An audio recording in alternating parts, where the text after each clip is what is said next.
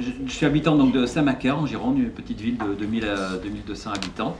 Et donc, nous avons eu, il y a à peu près un an, une demande de GRDF, le distributeur de gaz, l'équivalent d'Enedis pour le gaz, pour installer dans la commune du matériel, des antennes, des concentrateurs, préalables à l'installation des compteurs communicants Gaspard, donc l'équivalent d'Enedis.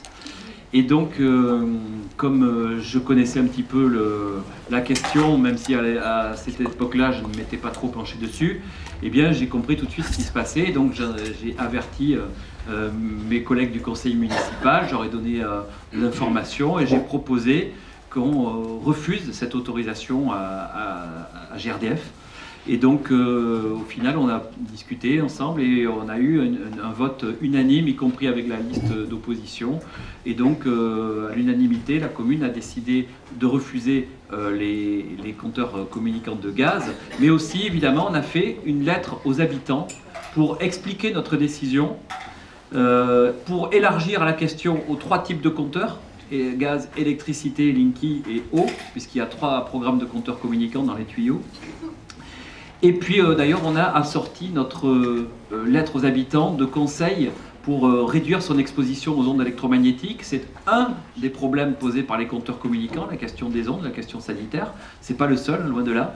Mais disons que, comme on a aussi pas mal de gens qui disent « Oh, écoutez, il y a déjà les téléphones mobiles, le Wi-Fi, alors bon, c'est pas si grave ».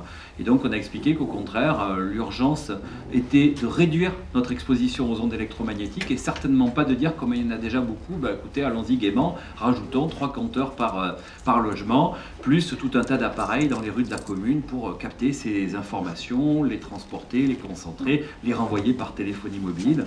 Et donc on a donné...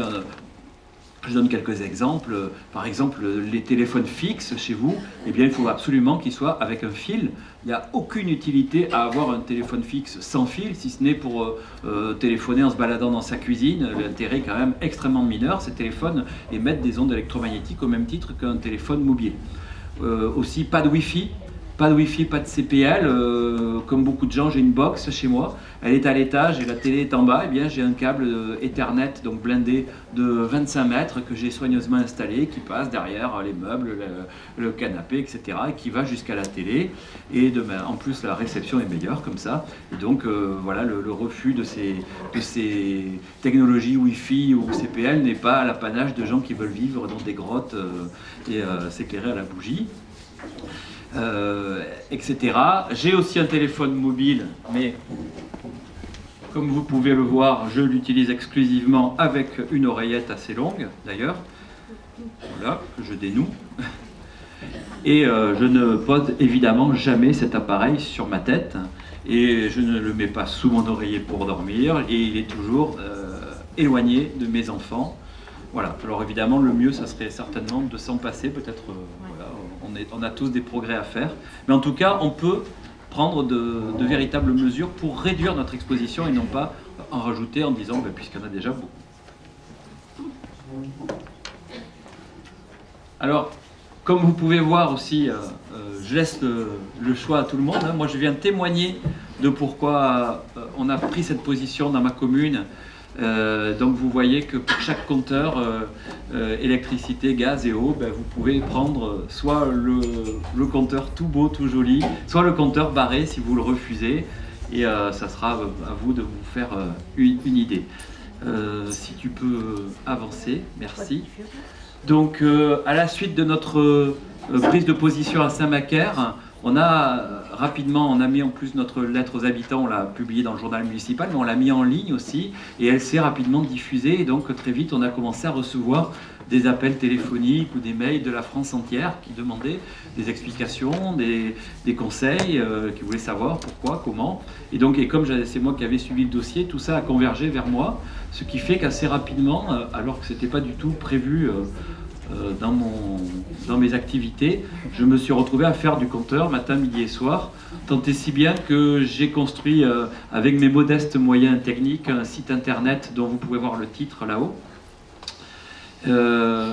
pour mettre par écrit les arguments, les réponses, parce que c'était difficile de répéter 25, 30, 50, 100 fois par jour la même chose. Donc ça me permet de renvoyer les gens vers ces informations. Et puis j'ai commencé à comptabiliser les communes qui prenaient des délibérations pour refuser les compteurs. Et donc on était 2 au début, 5, 8, 50. Et puis donc on est actuellement... Alors je crois que j'ai réussi à mettre à jour. Voilà. Alors j'en ai répertorié 311. Mais je sais qu'il y en a d'autres dans la nature, puisque de temps en temps d'ailleurs je reçois des coups de fil vengeurs d'une commune disant mais nous on a refusé les compteurs, on n'est pas sur votre site. J'ai dit mais vous m'avez informé. Ah ben non, donc je peux pas deviner. Donc si vous avez vent d'une commune qui prend une position, n'hésitez pas, c'est d'ailleurs marqué, alors on ne le voit pas là mais dans le site, sur là où il y a la liste, merci de nous informer pour toute nouvelle décision de ce genre, de manière à ce que ça vienne s'ajouter. On parlera tout à l'heure des problématiques juridiques sur le refus des compteurs par les communes et par les habitants. Si tu veux avancer, s'il te plaît. Alors avant d'entrer dans le vif du sujet, une information non négligeable. Il y avait l'été dernier à Vilnius un grand congrès de l'industrie électrique européenne. Et ces gens ont fait savoir que pour eux, les compteurs communicants... Alors, ils disent intelligents, c'est un terme que je récuse. Alors je vais faire ma blague habituelle.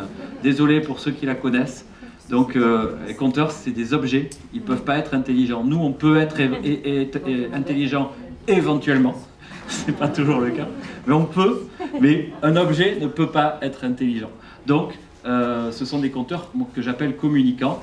En tout cas, ce qui est certain, c'est que l'industrie européenne de l'électricité signale que les compteurs communicants sont superflus, inutiles, par rapport aux besoins de cette industrie. Donc c'est quand même une information non négligeable à retenir.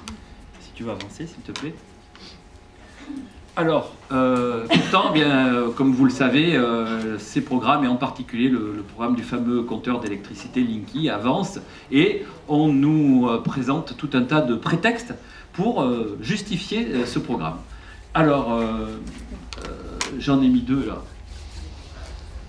Ensemble parce qu'ils ont un bon contre-exemple. Donc on nous dit c'est imposé par l'Europe et puis c'est absolument indispensable pour intégrer les énergies renouvelables dans le secteur électrique français. Et donc si tu peux avancer, on a un superbe contre-exemple. Donc là c'est un exemple, c'est un article du Moniteur, un journal extrêmement très sérieux sur la technique, mais d'autres journaux en ont parlé. Hein. Donc l'Allemagne a refusé, annulé la généralisation des compteurs communicants. Alors c'est très important parce que ça prouve bien d'abord que ce n'est pas imposé par l'Europe, puisque jusqu'à preuve du contraire, l'Allemagne fait toujours partie de l'Union européenne. Il n'y a pas eu de Brexit, non, comment on dit, l'Allemagne exit pour le moment. Et par ailleurs, l'Allemagne est un pays qui développe immensément plus les énergies renouvelables que la France.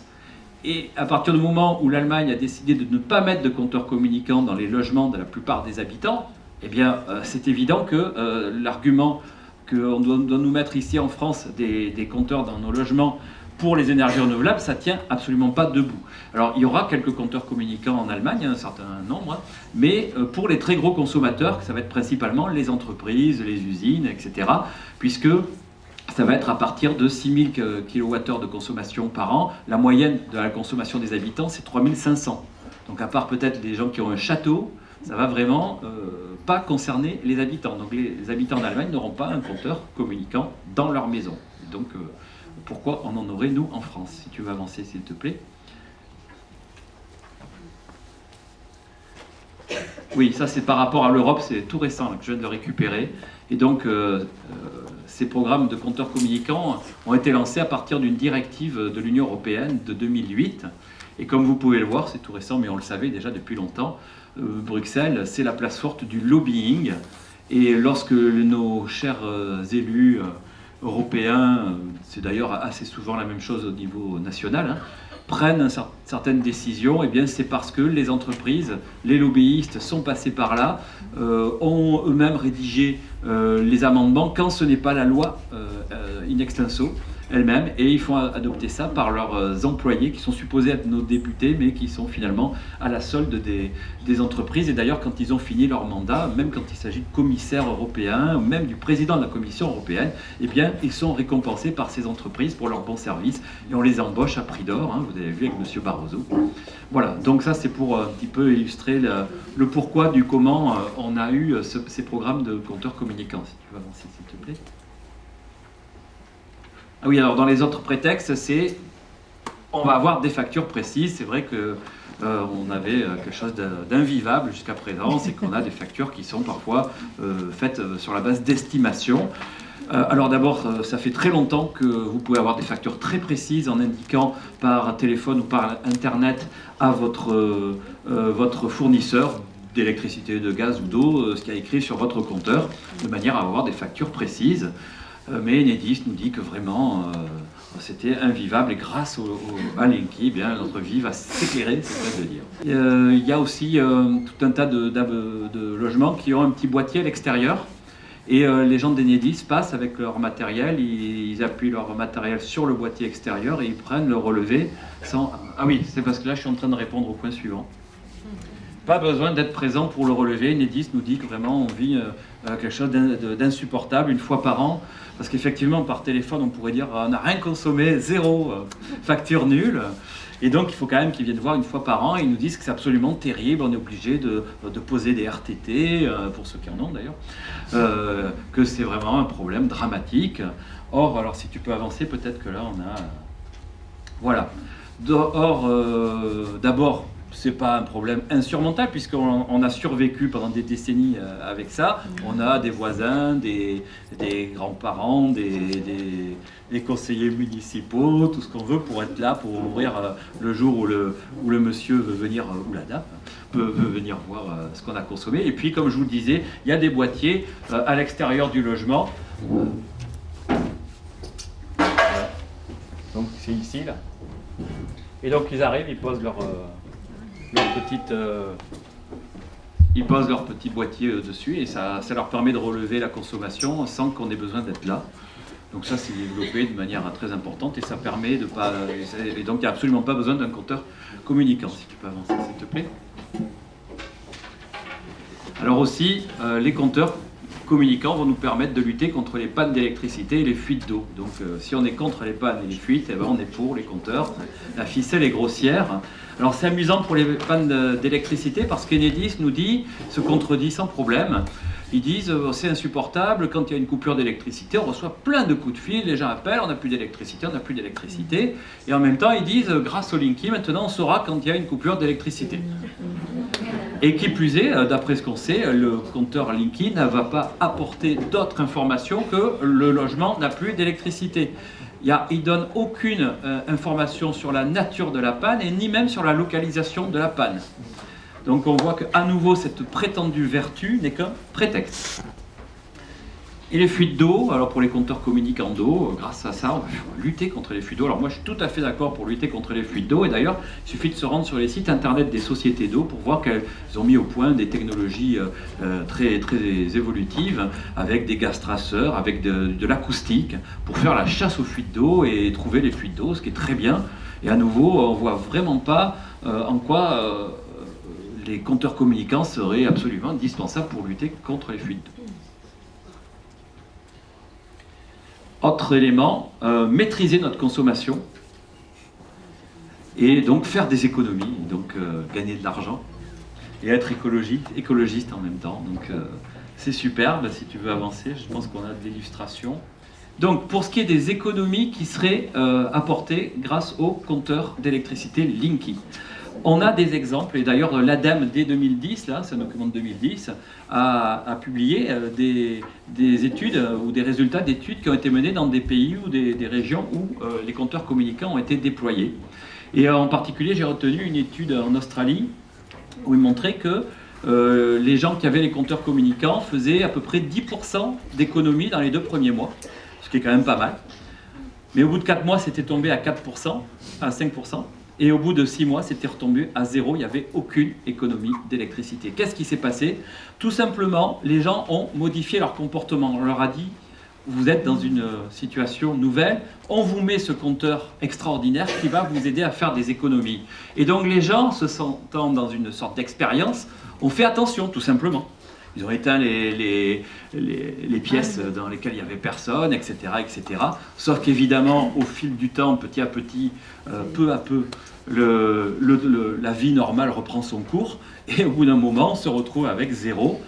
Ce qui prouve bien que le compteur lui-même ne permet aucune économie. Par contre, le changement de comportement permet des économies. Et ça nous renvoie, pour les plus anciens d'entre nous, à ce qui s'est passé dans les années 70, la fameuse campagne La chasse au gaspille. Pour ceux qui n'étaient pas encore là, eh bien, c'était tout un tas de spots à la télé, à la radio, des pages dans les journaux où on disait « chasser le gaspille » et on donnait plein de conseils pour... alors, c'était novateur, on disait « si vous avez trop chaud chez vous, au lieu d'ouvrir la fenêtre, vous baissez le chauffage ». Ça paraît idiot, mais c'est vrai, il y avait des spots qui montraient, on voyait des gens en plein repas qui transpiraient et puis tout d'un coup, ils ouvraient la fenêtre et ils disent « non, non ». Baisser le chauffage. Eh bien, ça avait eu des effets tout à fait remarquables. La consommation d'énergie en France avait commencé à baisser de manière extrêmement importante. Et d'ailleurs, des gens qui étaient, alors c'était l'ancêtre de l'ADEME, des experts comme Bernard Laponche, qui est un ingénieur qui était au commissariat à l'énergie atomique d'ailleurs, extrêmement compétent, et témoigne, je l'ai encore entendu il n'y a pas si longtemps là sur France Culture, il raconte que ça marchait tellement bien qu'à un moment donné, on leur a sucré tous les crédits, on a dit stop la chasse au gaspille. EDF était furieux parce que les gens effectivement économisaient l'énergie et les rentrées commençaient à baisser. Et donc on a arrêté tout ça. En tout cas, ça montre que lorsqu'on veut bien informer et former le citoyen, il est tout à fait en capacité de connaître les gestes et les comportements qui peuvent permettre de réduire sa consommation, et c'est certainement pas le compteur communicant qui le permet. Alors non seulement on ne va pas faire d'économie, donc on ne va pas avoir une facture plus légère, mais au contraire on va avoir une facture plus lourde, de plusieurs manières. Alors lorsqu'on s'en aperçoit, lorsqu'on regarde les brochures de Enedis, qui s'appelait ERDF il n'y a pas si longtemps, donc j'ai gardé la brochure, mais la même existe avec estampillé, alors vas-y si tu peux avancer. Alors Enedis dit, ces programmes vont coûter très cher, on en parlera tout à l'heure, mais vous inquiétez pas, il y aura un retour sur investissement, et le retour sur investissement se fera sur la réduction des consommations actuellement non facturées. Alors vous pouvez lire cette phrase dans tous les sens. Il y a une seule signification, ça veut dire qu'ils vont venir chercher des milliards dans nos poches. Alors, on n'a pas tous des milliards, mais on est des millions. Et donc, en prenant plusieurs sous dans nos poches, ça fait des milliards. Si tu veux avancer. Alors, ce qui va se passer d'abord, c'est que, et ça on le voit, c'est un article de la Nouvelle République de 2010, parce qu'il y a eu une première expérimentation Linky en 2010-2011, en zone rurale en Indre-et-Loire, donc là, Nouvelle République, et puis en zone urbaine du côté de Lyon. Et donc dès le début, on s'est aperçu que les compteurs, les gens qui avaient les compteurs Linky disjonctaient tout le temps chez eux. Et donc il y a eu des articles de presse, c'est un parmi de nombreux. Alors là, le problème était traité au conseil municipal, les gens se plaignent. Et par contre, EDF a la solution. Et ils disent, pour résoudre ce problème, EDF propose aux particuliers de souscrire un abonnement de puissance plus élevé. Et ce qui veut dire un abonnement plus cher. Alors ça, c'est quelque chose de remarquable. C'est-à-dire, vous voyez bien que c'est EDF qui a répondu. Parce que Enedis vous pose le compteur, vos factures augmentent, vous disjonctez tout le temps, vous appelez Enedis, ils disent, c'est plus nous. Nous, on a posé le compteur, terminé. Adressez-vous à votre fournisseur d'électricité, qui peut être EDF, Engie, Enercop, Direct Énergie. Et le fournisseur dit, bah, nous, c'est pas notre faute, c'est pas nous qui avons posé le compteur. Mais par contre, si vous voulez, on a une solution pour vous. Elle est là.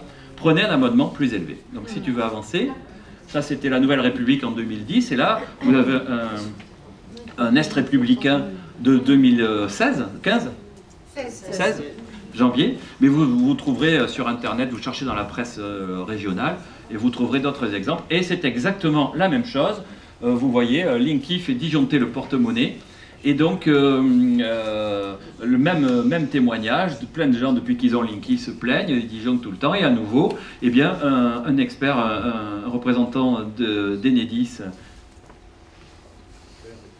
voilà, qui souhaite rester anonyme pour garder son travail, explique que, effectivement, le compteur, il faut que je me penche parce que je vois pas bien, tolérait plus ou moins 15% de puissance, c'est plus le cas avec le Linky, il coupe net et direct, et donc un certain nombre de clients, on appelait ça des usagers avant, mais nous avons été réduits au rang de clients, eh bien, des millions, hein, vont devoir revoir la puissance de leur abonnement. Voilà. Si tu peux avancer. Et là, c'est tout récent. Donc, c'est la Nouvelle République à nouveau, ça date d'il y a quelques jours. Hein. Donc, des pauvres octogénaires, donc plus de 80 ans, si je compte bien. Et donc, depuis qu'ils ont le Linky, ils disjonctent tout le temps. Alors, eux, ils n'ont pas de chance, le compteur, il est à la cave. Et donc, les pauvres, il faut qu'ils descendent 10, 20 fois par jour pour aller essayer de remettre l'électricité. Voilà. Donc ça, des articles comme ça, vous allez en trouver partout. Ça veut dire que vous allez disjoncter tout le temps et que beaucoup de gens ont réglé le problème en prenant un abonnement plus élevé, donc en payant plus cher. Création d'emplois. Mais là, je suis allé un peu vite, donc il y a d'autres façons de nous prendre de l'argent dans nos poches. Il y en a une qui est complètement taboue, c'est la fraude. Ils n'en parlent jamais publiquement. Ils en parlent des fois en off. Ils disent oui, voilà, on met ces compteurs communicants, entre autres, parce qu'il y a trop de gens qui fraudent dans ce pays, qui bidouillent leurs compteurs électromécaniques. Et moi, j'aurais bien voulu qu'ils posent cette problématique sur la table et qu'on en parle. Parce que on est en France, dans le pays de l'électricité, on nous a fait 58 réacteurs nucléaires en nous jurant qu'avec ça, on allait avoir une électricité tellement abondante qu'on pourrait même la gaspiller et qu'elle serait un tarif dérisoire et qu'on serait heureux.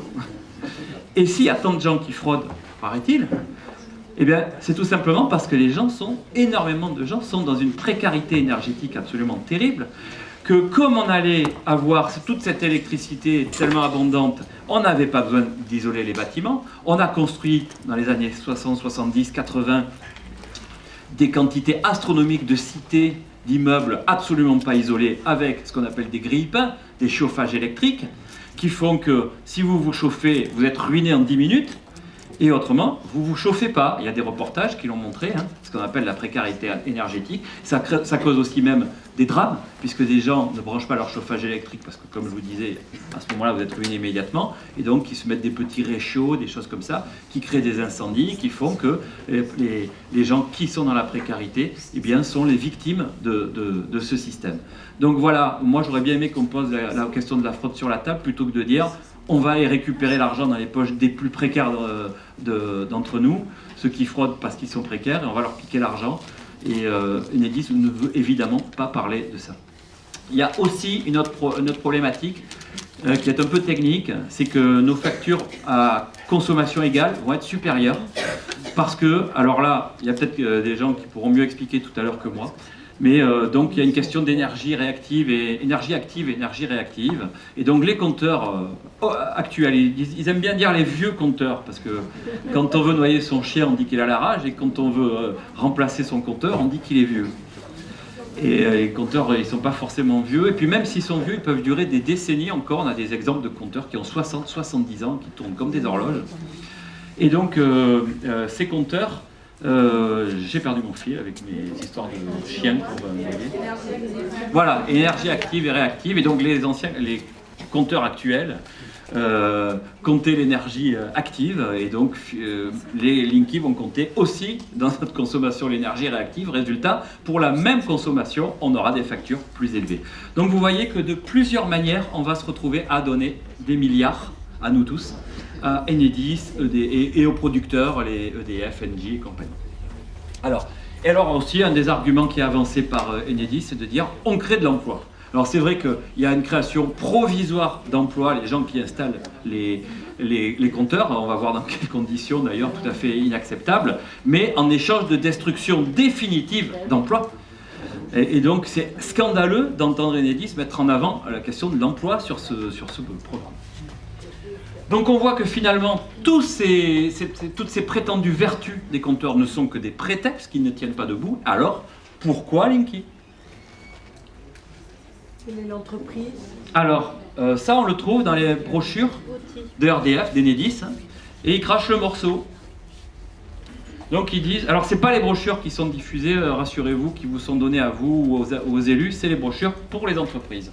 Et donc le programme Linky a pour ambition de créer un standard mondial de l'industrie du comptage évolué. Donc ils ont des ambitions à l'international, grand bien leur face, mais ça ne nous regarde pas. Hein. En tout cas, c'est pas notre intérêt à nous. Pour y parvenir, ERDF, Enedis, a bâti un système évolutif, c'est très important, on en parlera tout à l'heure, capable de gérer de très importants flux de données. Et il se vante, nous ne sommes encore qu'aux prémices de l'exploitation de toutes les potentialités de ce compteur. On verra encore tout à l'heure. Et ils expliquent, Big Data, c'est moi qui l'ai mis en rouge, usage domotique, objets connectés, on va voir. Alors le Big Data, c'est bien simple, c'est la nouvelle guerre mondiale, celle des Facebook, Google et compagnie. C'est de capter le plus possible d'informations sur nous, sur nos vies, de faire des gigantesques bases de données dans lesquelles on nous met, sans même nous demander notre avis, avec toutes les informations possibles sur ce qu'on fait dans la vie, sur nos capacités financières, sur, etc., la composition de notre famille, les appareils électriques qu'on peut avoir, etc., pour, eh bien, tout simplement, s'en servir soit directement les gens qui mettent au point ces bases, donc par exemple Enedis, soit pour les revendre à tout un tas de sociétés, très cher, à tout un tas de sociétés commerciales, qui vont ensuite nous démarcher à partir de ces informations. Parce que la même publicité pour tout le monde à la même heure, comme à la télévision, c'est complètement dépassé. Maintenant, ils veulent des approches ciblées en fonction de tout un tas d'informations sur nous pour bien développer leurs offres précises et nous faire acheter plein de choses. Alors c'est la suite de cette brochure, de l'extrait que j'ai trouvé. Et donc l'installation des compteurs communicants bénéficiera, pas à nous du tout, à l'ensemble de la filière électrique. Et on peut voir que ce programme est suivi de près par les acteurs majeurs du secteur de l'énergie, investisseurs, fournisseurs, distributeurs, producteurs, équipementiers, start-up. En tout cas, il y a du monde au portillon ou avec les dents qui rayent le parquet en attendant que les chevaux de Troie soient mis chez nous par l'Enedis. Alors ça, c'est assez remarquable, c'est une structure de service public qui appartient à l'État qui fait le travail pour toutes ces sociétés commerciales. Voilà, donc c'est une trahison des missions de service public. Alors ça, c'est le cri du cœur, donc c'est Philippe, notre ami Philippe Monloubou, qui est président d'Enedis, et dans une interview, alors vous voyez le titre de l'article, c'est une citation de lui. Hein, donc, Enedis est un opérateur Big Data, c'est bien clair. Hein, alors ils vont continuer à comptabiliser nos consommations, parce que c'est quand même ça qui permet de nous envoyer des factures pour qu'on les paye. Mais ça, c'est quand même plus quelque chose qui les fait vibrer, c'est du vieux boulot qu'on faisait déjà il y a 20, 30, 40 ans. Ça les fait pas frémir. Ce qui les fait frémir, c'est le Big Data. Et donc, Philippe Monloubou dit Enedis est, on l'entend presque même dire enfin, un opérateur Big Data, et écoutez bien, qui gérera bientôt 35 millions de capteurs. De quoi il parle ? Les 35 millions de compteurs d'électricité en France, qui seront, s'ils sont remplacés par des Linky, 35 millions de capteurs. Ces appareils ont pour mission de capter tout un tas d'informations sur nos vies, dans le cadre du Big Data. C'est ça, Linky. Alors, comme on a vu, les vertus prétendues de ces compteurs ne sont que des prétextes qui ne tiennent pas debout. La vraie raison, on l'a trouvée, c'est le business, bien entendu. Et par contre, les problèmes, eux, ils sont au rendez-vous, ils sont là. Alors, d'abord, un désastre écologique et financier. Et une augmentation des factures, on l'a déjà vu. Désastre écologique et financier. Écologique, pourquoi ? Parce qu'on va jeter à la poubelle 81 millions de compteurs en parfait état de marche, 35 d'électricité, 35 d'eau, 11 de gaz. Alors on nous dit, on va les recycler, mais on doit recycler des objets qui sont en fin de vie, cassés, qui ne fonctionnent plus. Là, ce sont des appareils qui marchent parfaitement bien, qui peuvent durer encore des décennies. Enedis nous dit, mais quand même, on change 1 million de compteurs d'électricité par an. Mais il y a 35 millions. Ça veut dire qu'il y a un renouvellement naturel, j'allais dire, sur 35 ans. Là, en 4 ans, on va se débarrasser de 35 millions de compteurs, 81 en comptant le gaz et l'eau. Et on va les remplacer par des compteurs qui ont une durée de vie beaucoup plus courte. Si tu peux avancer. Alors on nous dit, les nouveaux compteurs vont avoir une durée de 15 à 20 ans. Et donc, ce monsieur-là que vous voyez, est un représentant d'une société de compteurs communicants aux États-Unis. Il a témoigné devant le Congrès. Et il est absolument recommandé de dire la vérité devant le Congrès des États-Unis.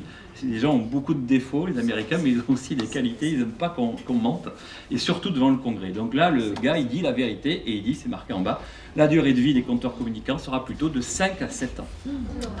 Ce qui veut dire que à peine les compteurs Linky seront installés, qu'il faudra déjà les renouveler.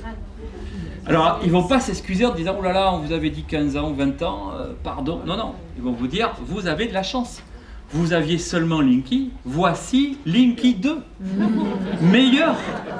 C'est comme la lessive, vous savez, la nouvelle lessive qui lave plus blanc que blanc. Et la lessive d'avant, elle l'avait blanc pourtant déjà. Et donc on aura de la chance, on passera au Linky 2.0 ou comme ça, super évolué, la nouvelle version. Et donc on aura du bonheur. Le problème, c'est qu'à chaque fois, il faut des quantités astronomiques de matières premières et d'énergie pour fabriquer ces compteurs. Et des sommes astronomiques d'argent, des milliards. Donc 5 milliards officiellement le programme Linky, mais sûrement 6, 7, 8, 9, 10, 20, on sait pas. On sait que dans ce genre d'affaires, que ce soit dans les grands travaux ou autres, ou ce genre de programme gigantesque, la facture finale est toujours beaucoup plus élevée que celle qu'ils ont bien voulu donner au début, parce que s'ils avaient donné la vraie facture au début, on aurait peut-être dit c'est trop cher. Hein. Donc voilà. Donc ça va coûter des sommes astronomiques et il faudra les remplacer tous les 5 à 7 ans. Donc tous les 5 à 7 ans, immense quantité de matières premières et d'énergie pour fabriquer de nouveaux compteurs et des milliards qu'on va venir prendre dans nos poches, dans nos factures d'électricité, parce qu'ils disent, vous inquiétez pas, c'est gratuit. Enedis paye tout, mais c'est nous qui payons Enedis. Enedis est financé par nos factures d'électricité, par une partie de nos factures. Une partie de notre facture va vers votre fournisseur, EDF, Engie, Enercop, tout ça. Et une partie va pour le réseau. Les grandes lignes très haute tension, une partie, et une partie pour Enedis. Et cet argent, normalement, il doit servir à entretenir le réseau, à le renforcer, à enterrer les lignes, pour que le réseau soit beaucoup moins vulnérable qu'actuellement, par exemple, face aux événements climatiques, aux tempêtes. Et qui vont être de plus en plus fréquentes et de plus en plus intenses avec le changement climatique. Et au lieu de faire ces travaux et d'améliorer donc notre accès à l'électricité, eh bien ils prennent les milliards pour acheter des compteurs communicants pour faire leur business au lieu de mettre l'argent où il faudrait, c'est-à-dire dans le réseau. Si tu veux avancer. Ah oui, alors destruction définitive d'emplois, j'en ai parlé. Donc là on est dans les vrais problèmes. Tu peux passer. Alors, le risque Big Brother, donc j'ai déjà un peu évoqué par la captation d'informations, si tu peux illustrer. Alors, quelque chose de très amusant, c'est que, alors là, c'est plus Philippe, c'est Bernard. Donc, Bernard, c'est Monsieur Linky, donc un des sous-chefs de Philippe Monloubou, c'est Monsieur Linky, Bernard Lassus, et donc il est très sympathique, mais il dit un peu n'importe quoi. Donc voilà, c'était le 1er avril 2016, donc c'était pas une blague, c'était le 1er avril. C'était une blague quand même, parce qu'il dit, écoutez, vraiment, je ne comprends pas toutes ces polémiques sur Linky. C'est un compteur, un simple compteur, qui ne sait pas si l'électron provient de votre machine à laver ou de votre four à micro-ondes. Si tu veux passer, le problème, c'est que le même Bernard Lassus, 4 mois plus tôt, là, avant c'était sur BFM, et là, 4 mois plus tôt sur iTélé, au moment du lancement, le 1er décembre 2015, au moment du lancement officiel du programme Linky, expliquait, écran à l'appui, regardez, là, on voit des installations, des appareils qui démarrent. Le four à micro-ondes fonctionne, la machine à laver, le micro-ondes est arrêté, etc. Donc, sauf que là, ils pensaient que tout le monde allait dire « mais c'est merveilleux, formidable !» Et quand ils ont vu qu'on n'était pas content, machine arrière toute, le compteur, il fait rien. Il fait rien du tout, le compteur. On se demande pourquoi il faut le mettre. Voilà, donc ces gens nous mentent. Si tu peux avancer. Et à tel point que la Ligue des droits de l'homme, sur le risque Big Brother, a demandé un moratoire sur l'installation des compteurs communicants. Mais Enedis et puis certainement d'autres instances ont décroché leur téléphone et Enedis a pris rendez-vous à plusieurs reprises avec la Ligue des droits de l'homme pour leur tordre le bras, leur expliquer que vraiment il fallait arrêter de dire des méchancetés sur le compteur Linky. Ce qui fait que la Ligue des droits de l'homme a fini par prendre une position un peu alambiquée en disant que peut-être que c'était pas si grave, ils savent pas trop, enfin bon. Voilà, mais en tout cas ce qui est sûr c'est que quand ils avaient regardé la question, ils avaient dit il y a un gros problème. Voilà, et le problème il est réel. Si tu peux avancer, voilà le communiqué de la Ligue des droits de l'homme, le premier, donc un compteur communicant qui en dit beaucoup sur notre vie privée. Si tu veux avancer. Voilà.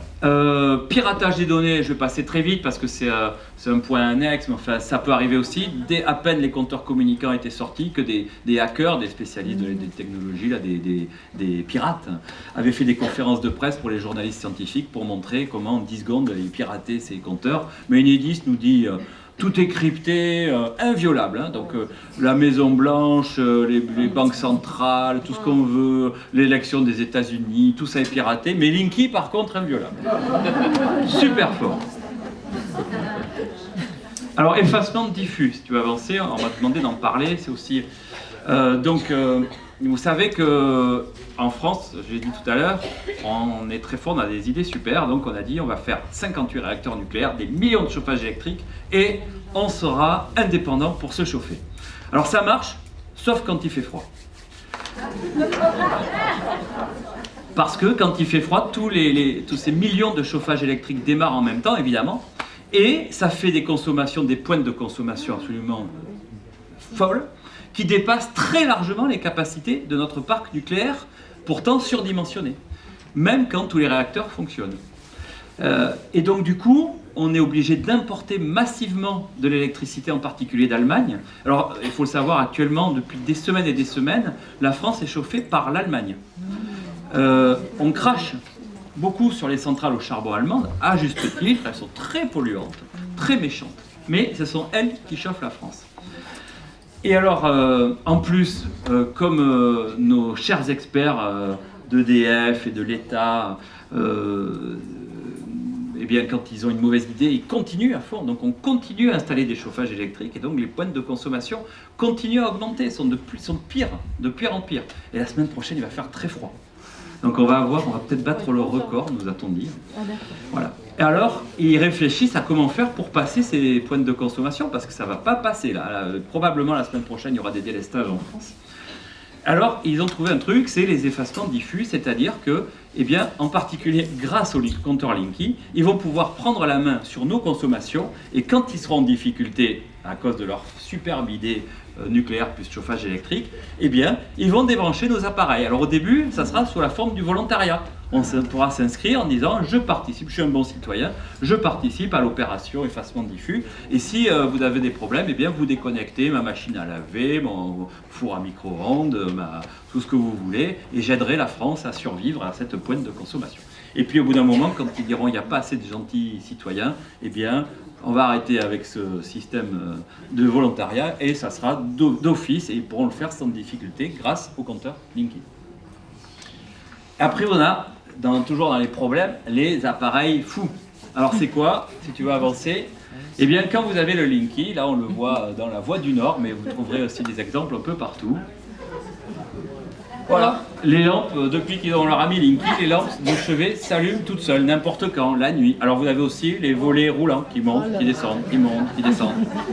Si tu peux avancer aussi, le Figaro, qui est quand même peu connu pour être un journal d'activistes, gauchistes ou écolos, vous dit, et pose la question, pourquoi le compteur Linky allume votre lampe de chevet ou éteint votre télé en plein film? Eh bien, la réponse, on la connaît grâce à Enedis. Pourquoi tout ça? Eh bien, parce que c'est votre faute. Vos appareils ne sont pas bien. Et donc, il va falloir changer vos appareils. À vos frais.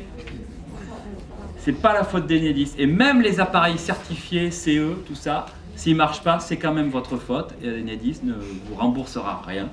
Ou alors, il faudra vous habituer à vivre avec des volets qui s'ouvrent, qui descendent, des lampes qui s'allument la nuit, tout, n'importe quoi. Alors, il y a quand même... Alors, c'est une controverse scientifique. Les uns disent il n'y a aucun risque, les autres disent il y a des experts indépendants, des associations qui ont d'autres études disant qu'il y a des dangers, des risques. Et au milieu, vous avez l'Organisation mondiale de la santé qui est pourtant toujours extrêmement prudente. Et là aussi, il y a nos amis des lobbies qui sont présents partout à l'OMS. Mais quand même, sur son site internet, on le trouve, hein, c'est un extrait de la partie en français. Et eh bien, l'Organisation mondiale de la santé pointe une incertitude très importante sur l'exposition faible mais prolongée aux ondes électromagnétiques. C'est-à-dire que même quand on est dans les normes, alors les normes, vous savez, c'est comme pour toutes les pollutions, il y a des industriels qui fonctionnent, ils ont des émissions de pollution autres, on tire un trait bien au-dessus, et on dit, ah ben les émissions sont dans les normes, elles sont en dessous du trait qu'on a tiré, donc il est tiré de bien haut. Donc quand les émissions de quoi que ce soit, de pesticides ou de radioactivité ou d'ondes électromagnétiques sont dans les normes, ça prouve absolument pas que c'est pas dangereux. Ça prouve que c'est dans les normes qui ont été décidées par généralement les industriels qui ont dit à leurs employés appelés députés ou sénateurs qu'il fallait que la norme soit à l'endroit où ils l'avaient décidé.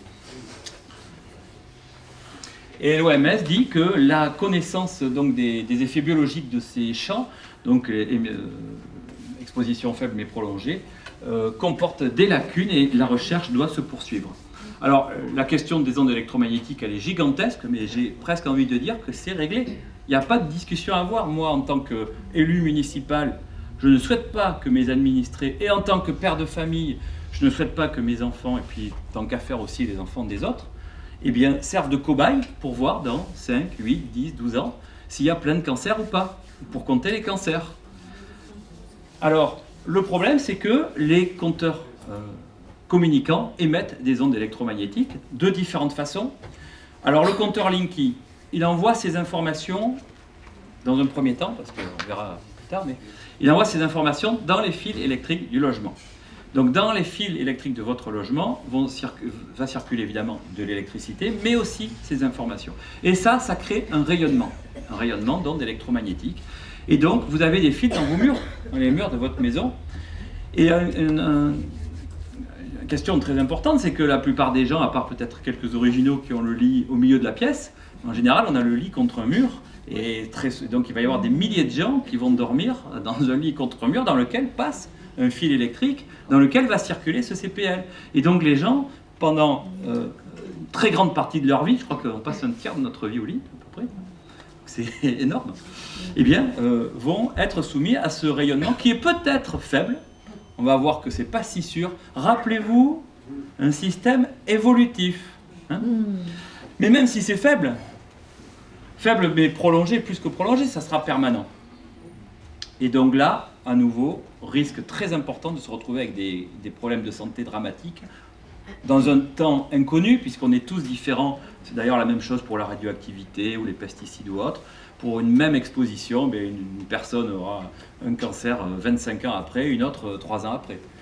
Et pendant longtemps, Enedis disait, mais de toute façon, ne vous inquiétez pas, le fameux CPL, ces informations qui circulent dans les fils électriques, c'est uniquement entre le transformateur de quartier, vous savez, cette petite bicoque où il y a encore marqué EDF du passé, alors que c'est Enedis qui l'exploite, cette bicoque qui est dans la rue, là, ou pas loin, transformateur de quartier, et le CPL circule entre le transformateur de quartier et votre compteur d'électricité, donc qui ne rentre pas dans le logement.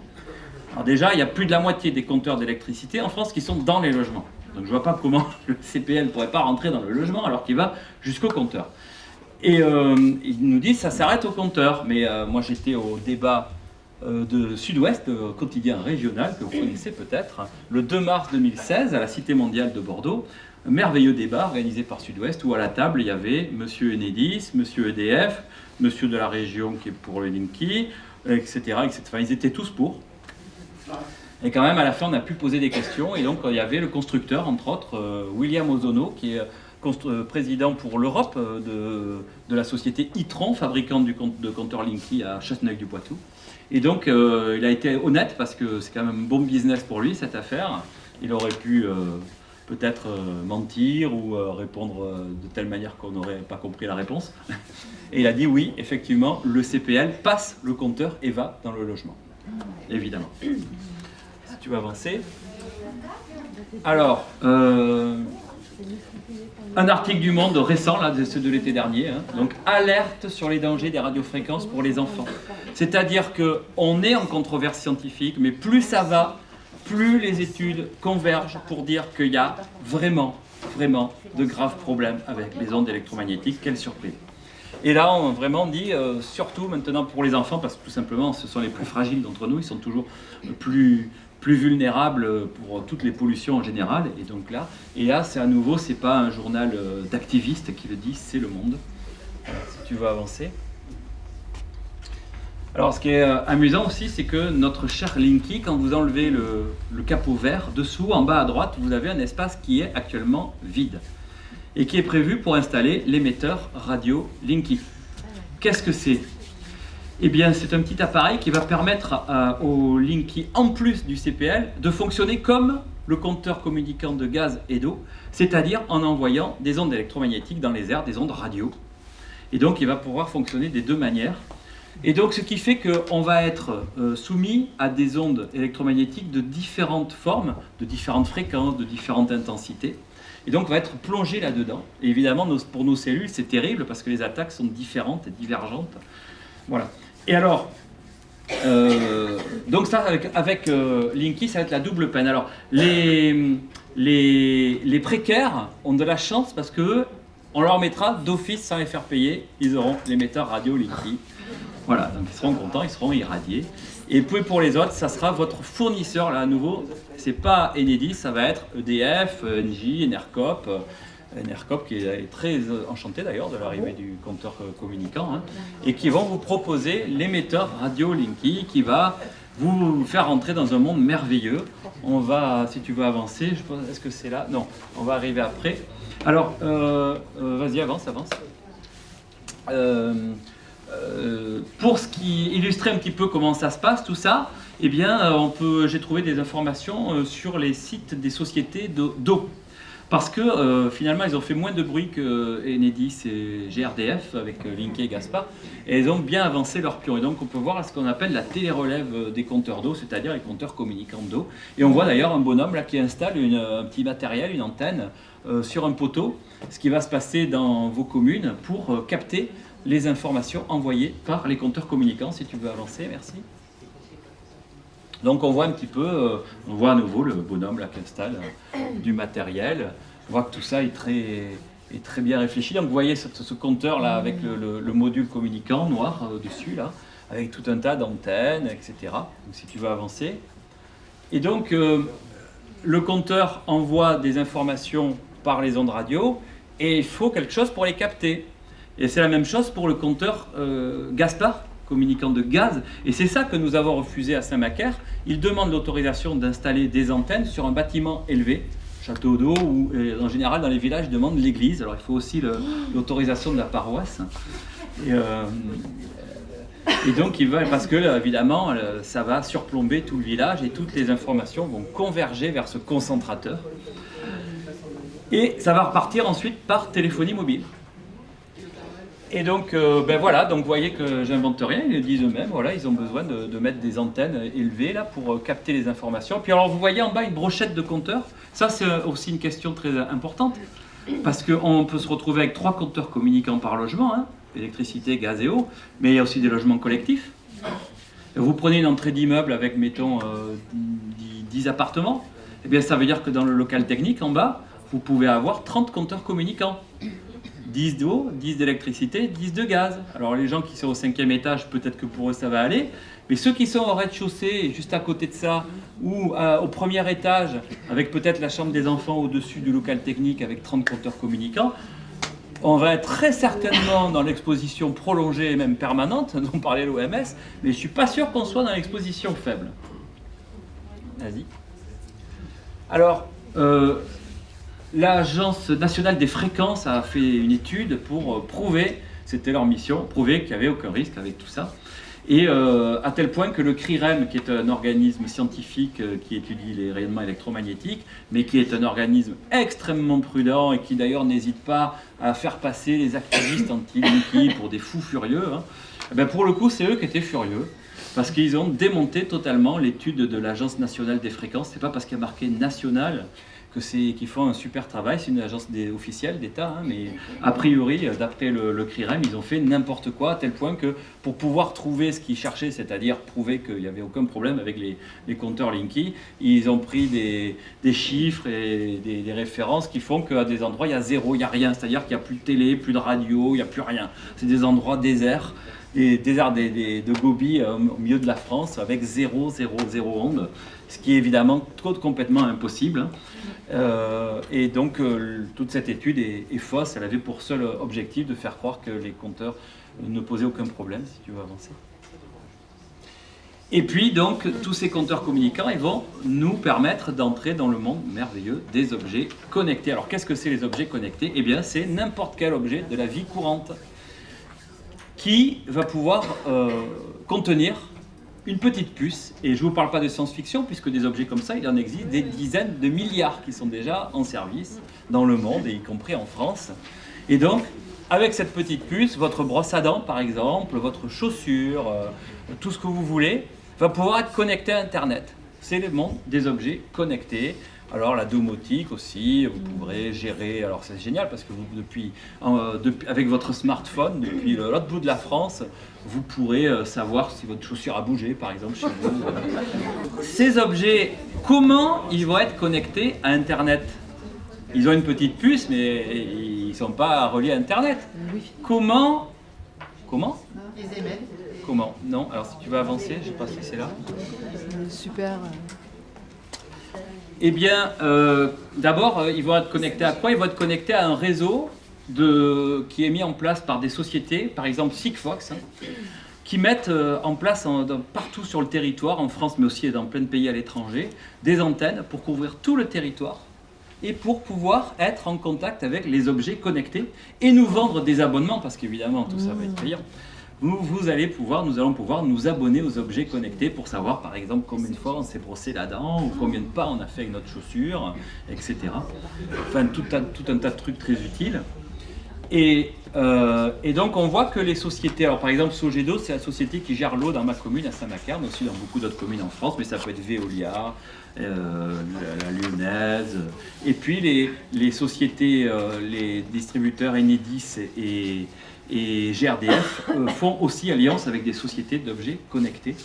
Et alors, là, normalement, vous me posez la question, mais il y a ces antennes qui sont distribuées sur tout le territoire, il y a nos objets connectés chez nous avec une petite puce. Comment nos objets connectés sont-ils en contact avec ces antennes à l'extérieur? Qu'est-ce qui va faire le lien entre vos objets chez vous connectés, enfin connectables, et les réseaux de Sigfox et autres? Les compteurs communicants. Évidemment, c'est le maillon manquant, le chaînon manquant.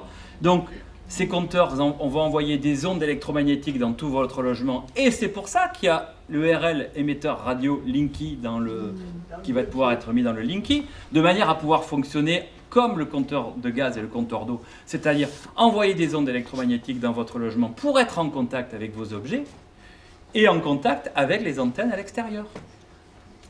Et donc, c'est pour ça que ces gens font alliance. Alors c'est très intéressant de savoir qui dirige par exemple le conseil d'administration de Sigfox, pour voir si ces gens...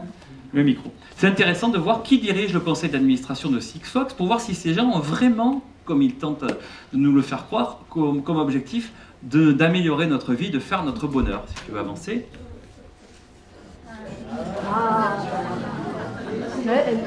Alors, à nouveau, les conférences anti-Linky, enfin contre les compteurs communicants, sur les compteurs communicants, ne sont pas des conférences anti-nucléaires, même si effectivement par certains aspects on est bien obligé d'en parler, hein, puisqu'il y a certains moments où ça se recroise. Donc là il ne s'agit pas de faire le procès du nucléaire, mais de savoir un petit peu à qui on a affaire. Donc Madame Lauvergeon est partie d'Areva en laissant une société en faillite, avec des milliards, 5, 6, 8, 10, on ne sait pas quand on aura la facture finale, milliards qui ont disparu. Une affaire de corruption gigantesque, des milliards ont disparu, pas pour tout le monde, puisqu'il y a des gens qui sont mis en examen. Il y a par exemple quelqu'un très bien nommé, qui est donc poursuivi par les juges, qui s'appelle Monsieur Frick. C'est son vrai nom, Olivier Frick. Et alors lui, il est malin, parce que Areva, pendant que c'était Anne Lauvergeon qui était au pouvoir, Areva a acheté une société Uramine qui détenait des mines d'uranium sans uranium. Mais elle l'a acheté avec des milliards, hein, quand même. Hein. Ça nous coûte très très cher. Et il y a ce monsieur Frick, ben lui, il avait acheté des actions d'Uramine juste avant qu'Areva les achète. Donc évidemment, il les a achetées très bas, et 3 jours après, il a fait la culbute, il a gagné des millions de dollars. Voilà. Et donc évidemment, la question que se posent les juges, c'est comment ce fameux monsieur Frick a eu cette information. Alors, un petit détail quand même à connaître, c'est le mari d'Anne Lauvergeon. Alors les mauvaises langues sous-entendent que peut-être sur l'oreiller, elle lui aurait dit, Olivier, sois digne de ton nom, achète de l'uramine. Voilà, donc c'est cette personne qui est à la tête de Sigfox et qui fait alliance avec Enedis, avec Sogedo, avec tout un tas de sociétés de compteurs communicants pour faire notre bonheur. Devons-nous lui faire confiance? Alors, parmi les autres problèmes qu'on peut avoir, c'est le trouble et la division et les incidents dans les communes, puisque lorsque les poseurs de Linky arrivent, eh bien, on a de plus en plus d'incidents, puisque ces gens, d'abord, au début, ça allait à peu près, mais l'information a commencé à circuler dans la population, et maintenant, de plus en plus de gens sont au courant qu'il y a un problème avec ces compteurs et refusent de se faire poser les compteurs. Et donc, Enedis a mis en place des systèmes de bonus et de malus auprès de ses sous-traitants. S'ils posent plus de compteurs, ils ont de l'argent en plus. Et s'ils ne posent pas assez de compteurs, ils perdent de l'argent. Donc ça les rend complètement fous. Résultat, ils arrivent dans les communes, ils menacent les gens, ils les insultent, ils les bousculent, ils les frappent. Parfois, il y a eu un pompier qui a été blessé, etc. pour poser en force les compteurs. Autre point absolument inacceptable, c'est l'instrumentalisation des moyens publics, donc de la commune, pour des intérêts privés, puisque les compteurs d'électricité appartiennent aux communes. On en parlera tout à l'heure. Pas seulement les compteurs des bâtiments publics, tous les compteurs d'électricité, votre compteur d'électricité dans votre logement appartient à la commune. Voilà. Avant 2005, on avait un service public, EDF, qui s'occupait de tout. Et on est entré dans la modernité, on nous a cassé ça en morceaux. Et donc du coup, vous avez plusieurs morceaux. D'un côté, EDF, société anonyme, producteur d'électricité, qui détient les centrales nucléaires, qui fabrique de l'électricité et qui nous la vend. Vous avez RTE, réseau de transport d'électricité, c'est les grandes lignes très haute tension. Et vous avez Enedis, qui s'appelait RDF avant, et qui est le distributeur.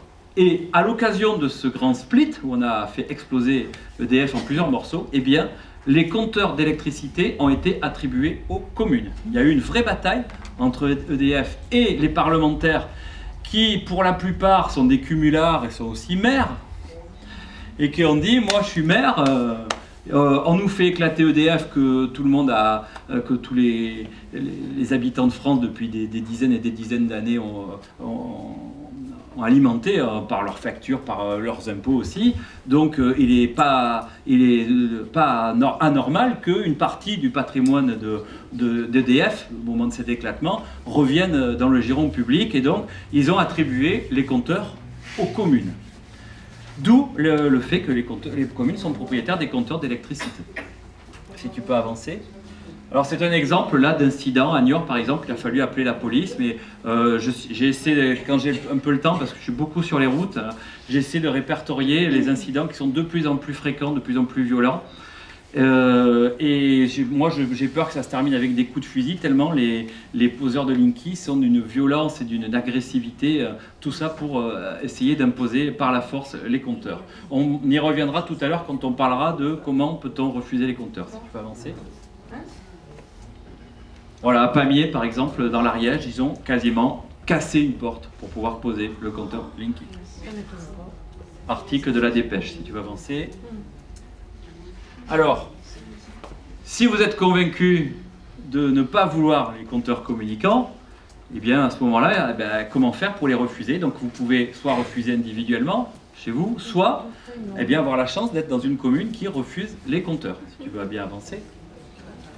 Alors, une chose très importante, j'en ai parlé tout à l'heure, plus de la moitié des compteurs d'électricité en France sont dans les logements ou dans les jardins bien fermés.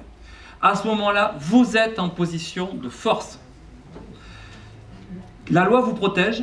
Alors c'est vrai que la loi peut être contradictoire parfois. Là, il y a une loi qui a été votée, la loi de transition énergétique, qui dit que Enedis doit remplacer les compteurs actuels par des compteurs communicants. Mais la loi dit aussi que vous êtes chez vous et vous avez la liberté d'interdire l'accès de votre logement à qui vous voulez, y compris si vous n'êtes que locataire.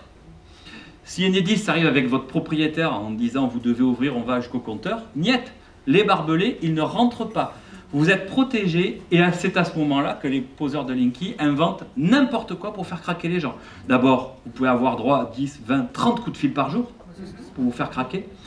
Et après, vous avez, on va appeler la police. Parce que vu que la loi dit qu'il faut changer les compteurs, vous êtes hors la loi, on va appeler la police. Ça marche auprès de certaines gens, les personnes âgées ou qui prennent peur et qui disent ah bon, mais alors, entrez.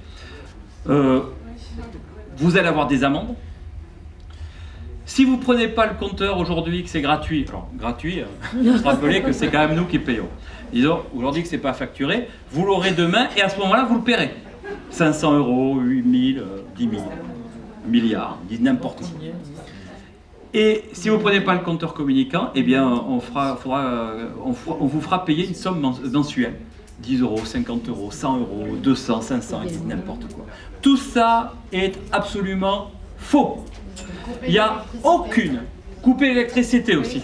On va vous couper l'électricité. Ils n'ont absolument pas le droit. Alors, on a encore quelques garanties en France qui vont certainement disparaître bientôt, mais enfin on les a encore et on ne coupe pas encore comme ça l'électricité en France, et surtout pas par mesure de rétorsion. Tout ça est faux. Il n'y a aucune loi qui n'a été votée. Et sur ça, il faudrait une nouvelle loi et qui serait probablement anticonstitutionnelle. Par exemple, on dit les gens qui n'ont pas pris le compteur, il faudra faire une relève à pied, donc ça va coûter cher, et donc vous allez payer 19 ou 25 ou 40 € par mois. Mais si une telle loi était présentée, il faudrait déjà prouver qu'un usager à compteur ordinaire coûte plus cher qu'un usager à compteur Linky. Et ça, c'est pas sûr. Et donc la loi serait immédiatement attaquée, ça ouvrirait la perspective à des batailles juridiques très importantes. Et donc on n'en est absolument pas là, en tout cas, ça n'existe pas. Donc tout ça, c'est du bluff, c'est pour vous faire craquer, c'est pour que vous disiez, bon, ben écoutez, allez-y. Donc non. Alors après, le problème se pose lorsque le compteur est à l'extérieur, s'il donne sur la rue, ou s'il est dans les parties communes d'un immeuble, parce que là, ben, ils font comme des marcheurs, ils attendent que quelqu'un rentre ou sorte, la porte est ouverte, ils se précipitent et ils posent les Linky en force. Donc on a tout un tas d'exemples d'auto-organisation d'immeubles, de gens qui font un relais, il y a peut-être des personnes âgées qui sont là et qui surveillent l'entrée et qui, dès que les gens de Linky arrivent, téléphonent à leurs voisins en disant ils sont là, venez vite. Donc les gens quittent leur boulot ou tout ça et rappliquent et essaient de résister. Il y a aussi le fait de pouvoir fermer à clé la porte de manière à ce que chaque fois qu'on rentre et qu'on sort, on la ferme à clé de manière à ce que les Enedis ne puissent pas rentrer, etc. Pour les compteurs extérieurs, il y a des gens qui garent une vieille voiture collée contre le compteur ou une vieille charrette ou qui ont coffré les compteurs. Alors c'est limite de l'égalité, mais de toute façon ils ne vous traîneront pas en justice pour ça parce que ils ont très peur que ça fasse des procès médiatisés et qui permettraient justement de mettre en lumière le refus des compteurs par la population. Donc le droit de défense, j'avais dit légitime défense, hein, tout est bon. Et alors en plus, on est quand même encouragé puisque quand ils sont interrogés sur les médias, voilà ce qu'ils nous disent. Donc là, c'est un dirigeant régional d'Enedis qui dit que si le client refuse le compteur, le client ne s'expose à rien. C'est-à-dire qu'il n'y aura pas d'écart de traitement, il n'y aura pas des coûts qui seront facturés au plus important. Ça veut rien dire ça.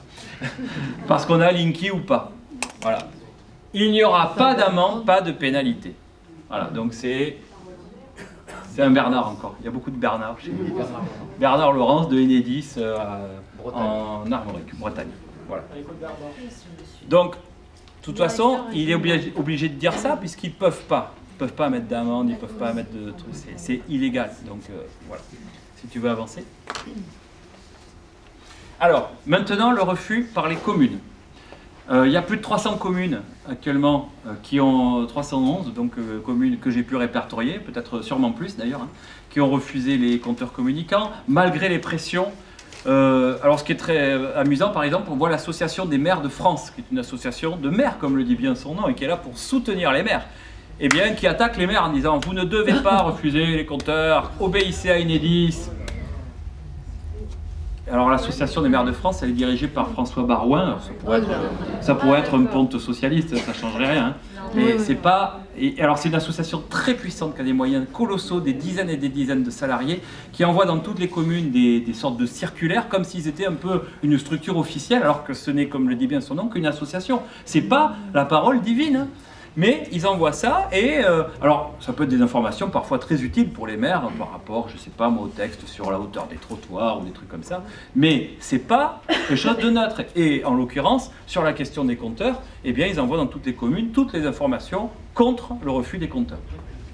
Vous avez aussi les présidents de syndicats départementaux de l'énergie. Alors dans la plupart des départements, la majorité, voire toutes les communes, sont adhérentes d'un syndicat départemental d'énergie qui s'occupe de l'électricité à la place des communes, qui achètent de l'électricité en gros, et qui discute avec Enedis. Donc on dit que la commune a délégué sa compétence de distribution d'électricité au syndicat départemental de l'énergie. Et là on nous dit, à partir du moment où la commune a fait ça, elle ne peut plus intervenir, et on nous dit même qu'elle n'est plus propriétaire des compteurs.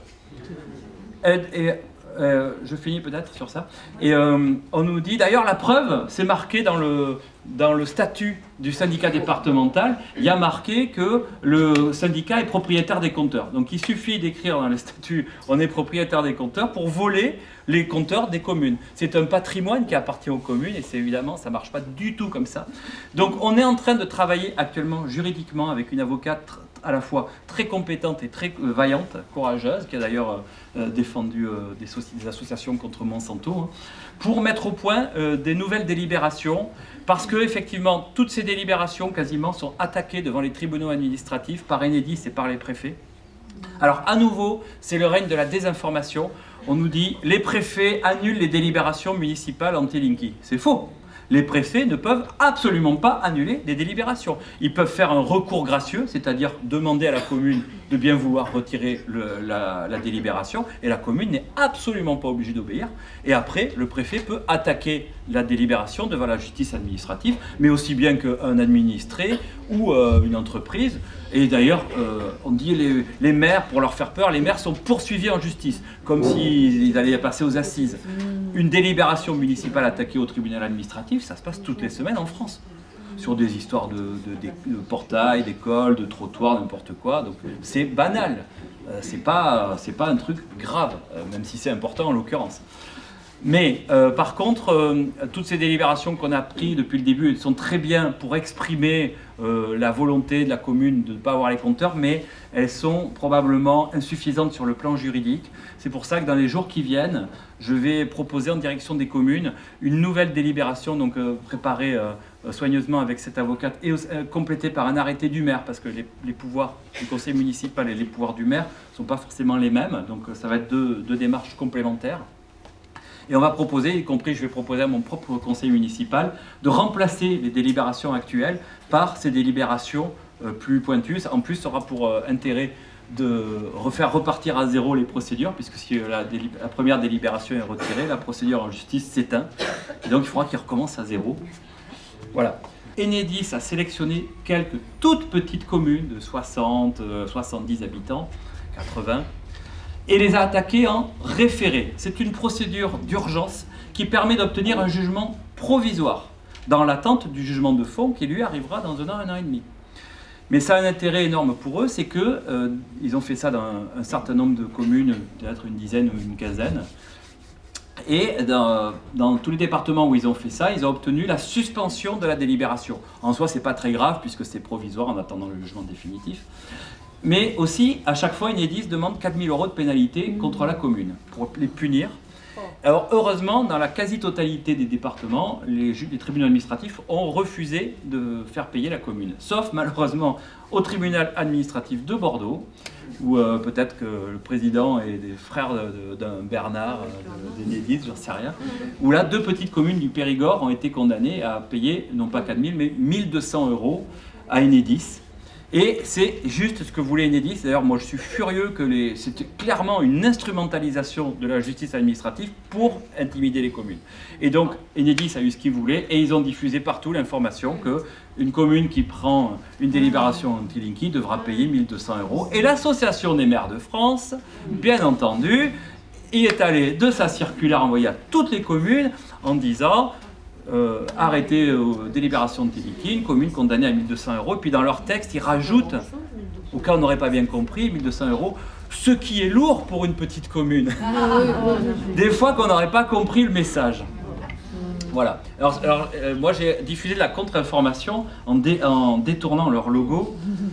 J'ai appelé ça Maire Info FAEX et j'ai diffusé à toutes les communes dont j'ai le contact, à force, une contre-information. Et donc j'ai eu droit à un Maire Info O, rien que sur moi. Il a envoyé ça à toutes les communes de France quand même, pour dire un méchant conseiller municipal, il n'y avait pas méchant, un conseiller municipal d'une commune de Gironde, Monsieur Lhomme, se permet d'envoyer aux communes des informations inadmissibles sur le compteur Linky, ici, ça, et l'Association des maires de France se réserve le droit de nous poursuivre en justice. Voilà.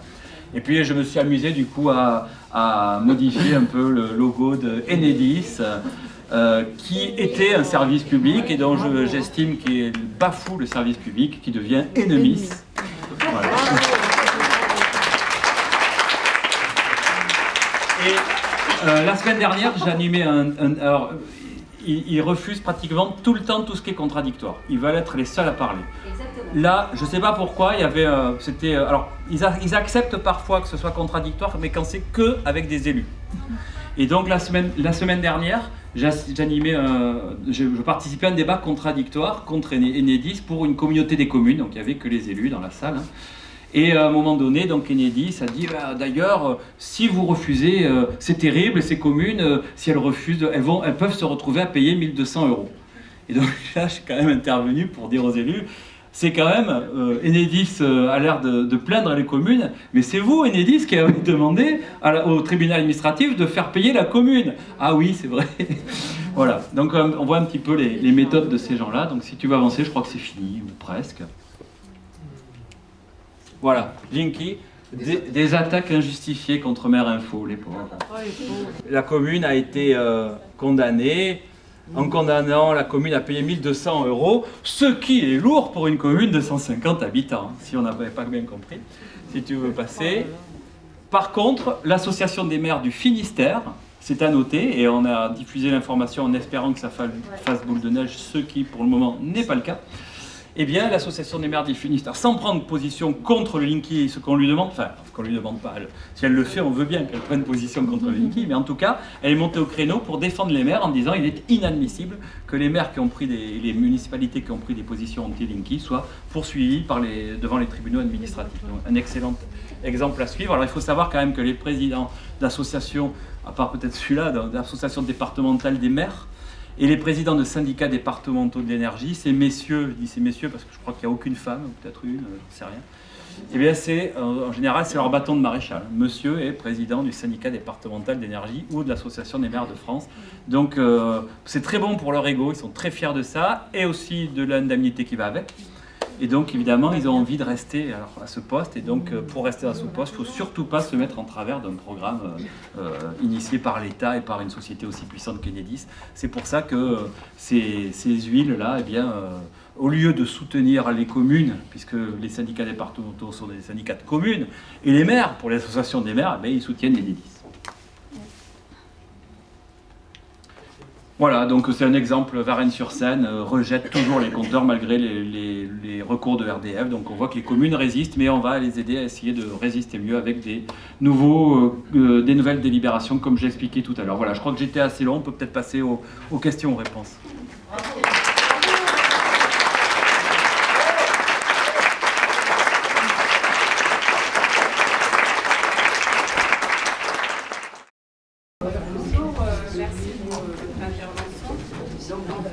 lundi, je sais qu'il y a l'EDF qui va débarquer dans notre immeuble. Donc, je pense qu'ils viennent installer Quelle ville? Quelle ville? À Paris? Ah d'accord. Ça commence. Et vous voulez savoir ce qu'il faut faire, c'est ça? À Paris. Donc,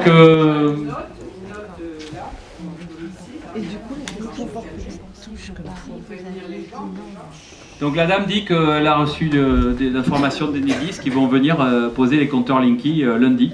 Chez moi, dans le 15e, ça fait 1 an aussi. Je suis la dernière. Voilà, donc c'est déjà arrivé dans beaucoup de gens. Donc, auto-organisez-vous. Alors, à nouveau, si le compteur est dans votre logement, barbelez, il ne rentre pas et vous n'écoutez pas toutes leurs sornettes. Si les compteurs sont dans les parties communes, il faut trouver des moyens de vous organiser avec vos voisins. Il faut absolument les empêcher d'entrer.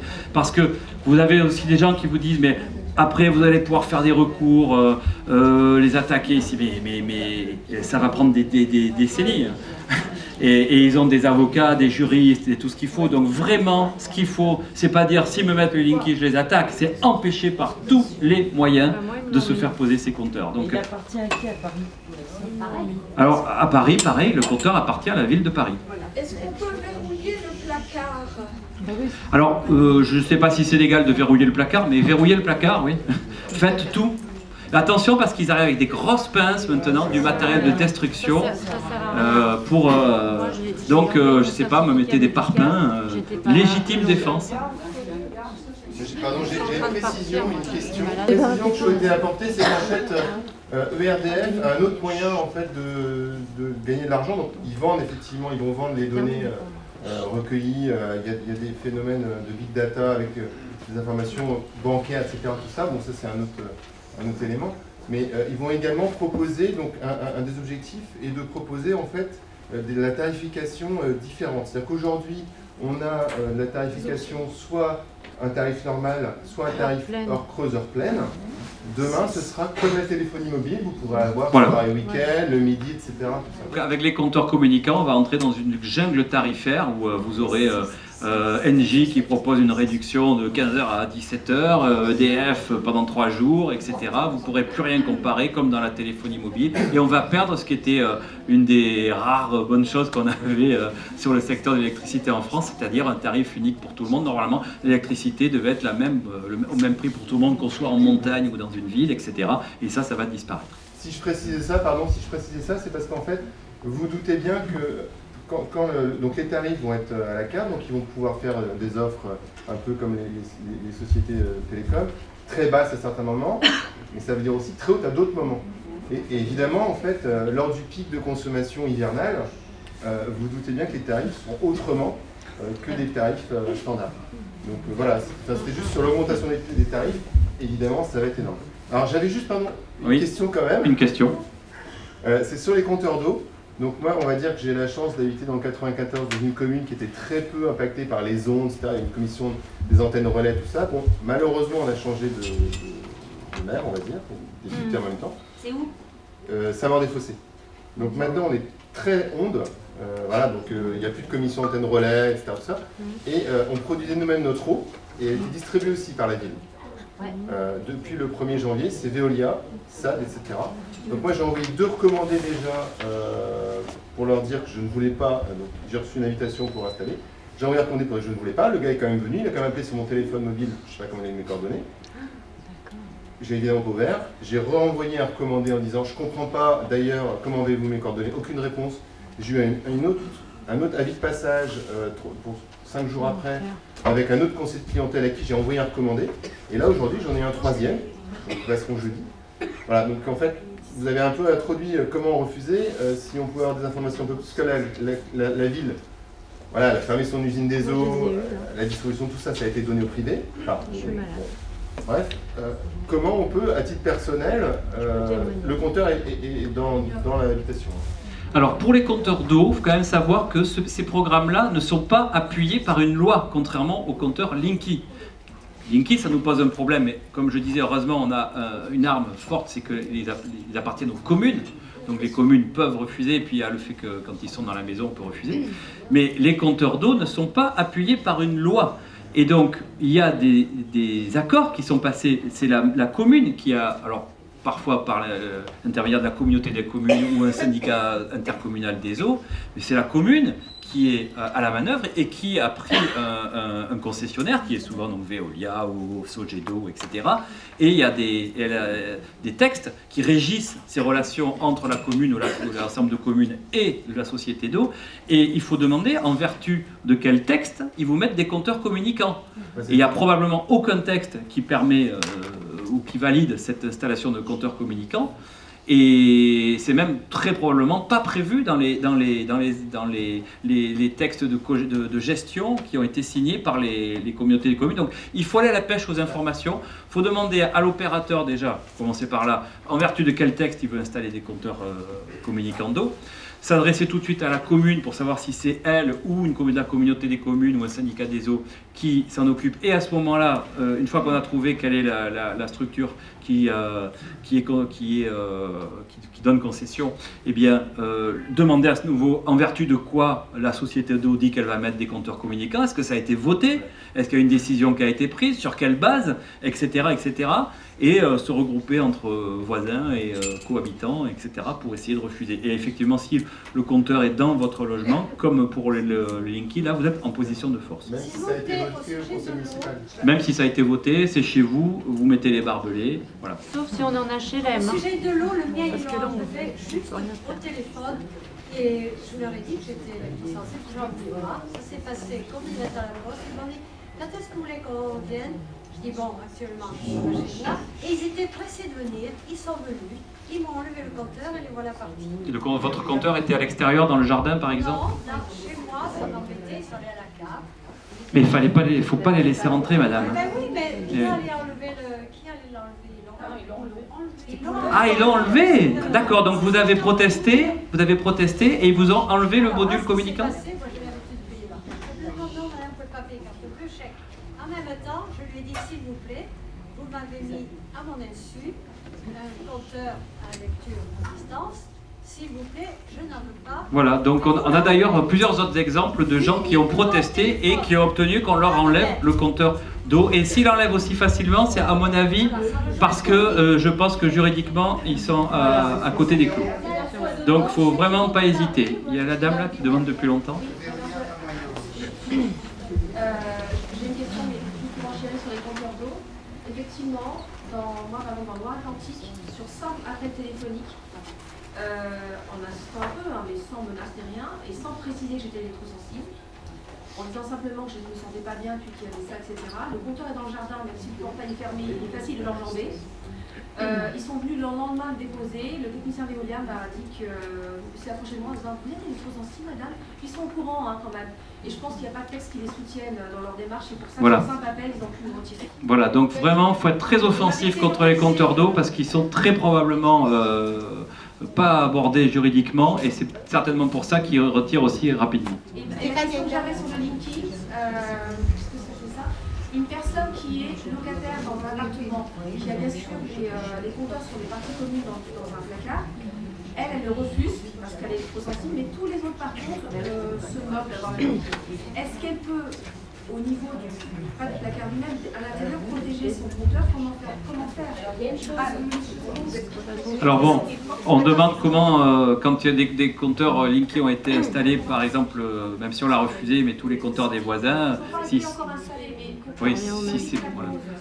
Pour éviter la pause. Ouais, ça, et il faut convaincre les voisins de le refuser. Alors il y a une dame qui refuse, mais il y a beaucoup de gens qui demandent. Il y a une réponse. Ici aussi. Alors je vous écoute. Alors enfin, qu'est-ce que vous... Voilà.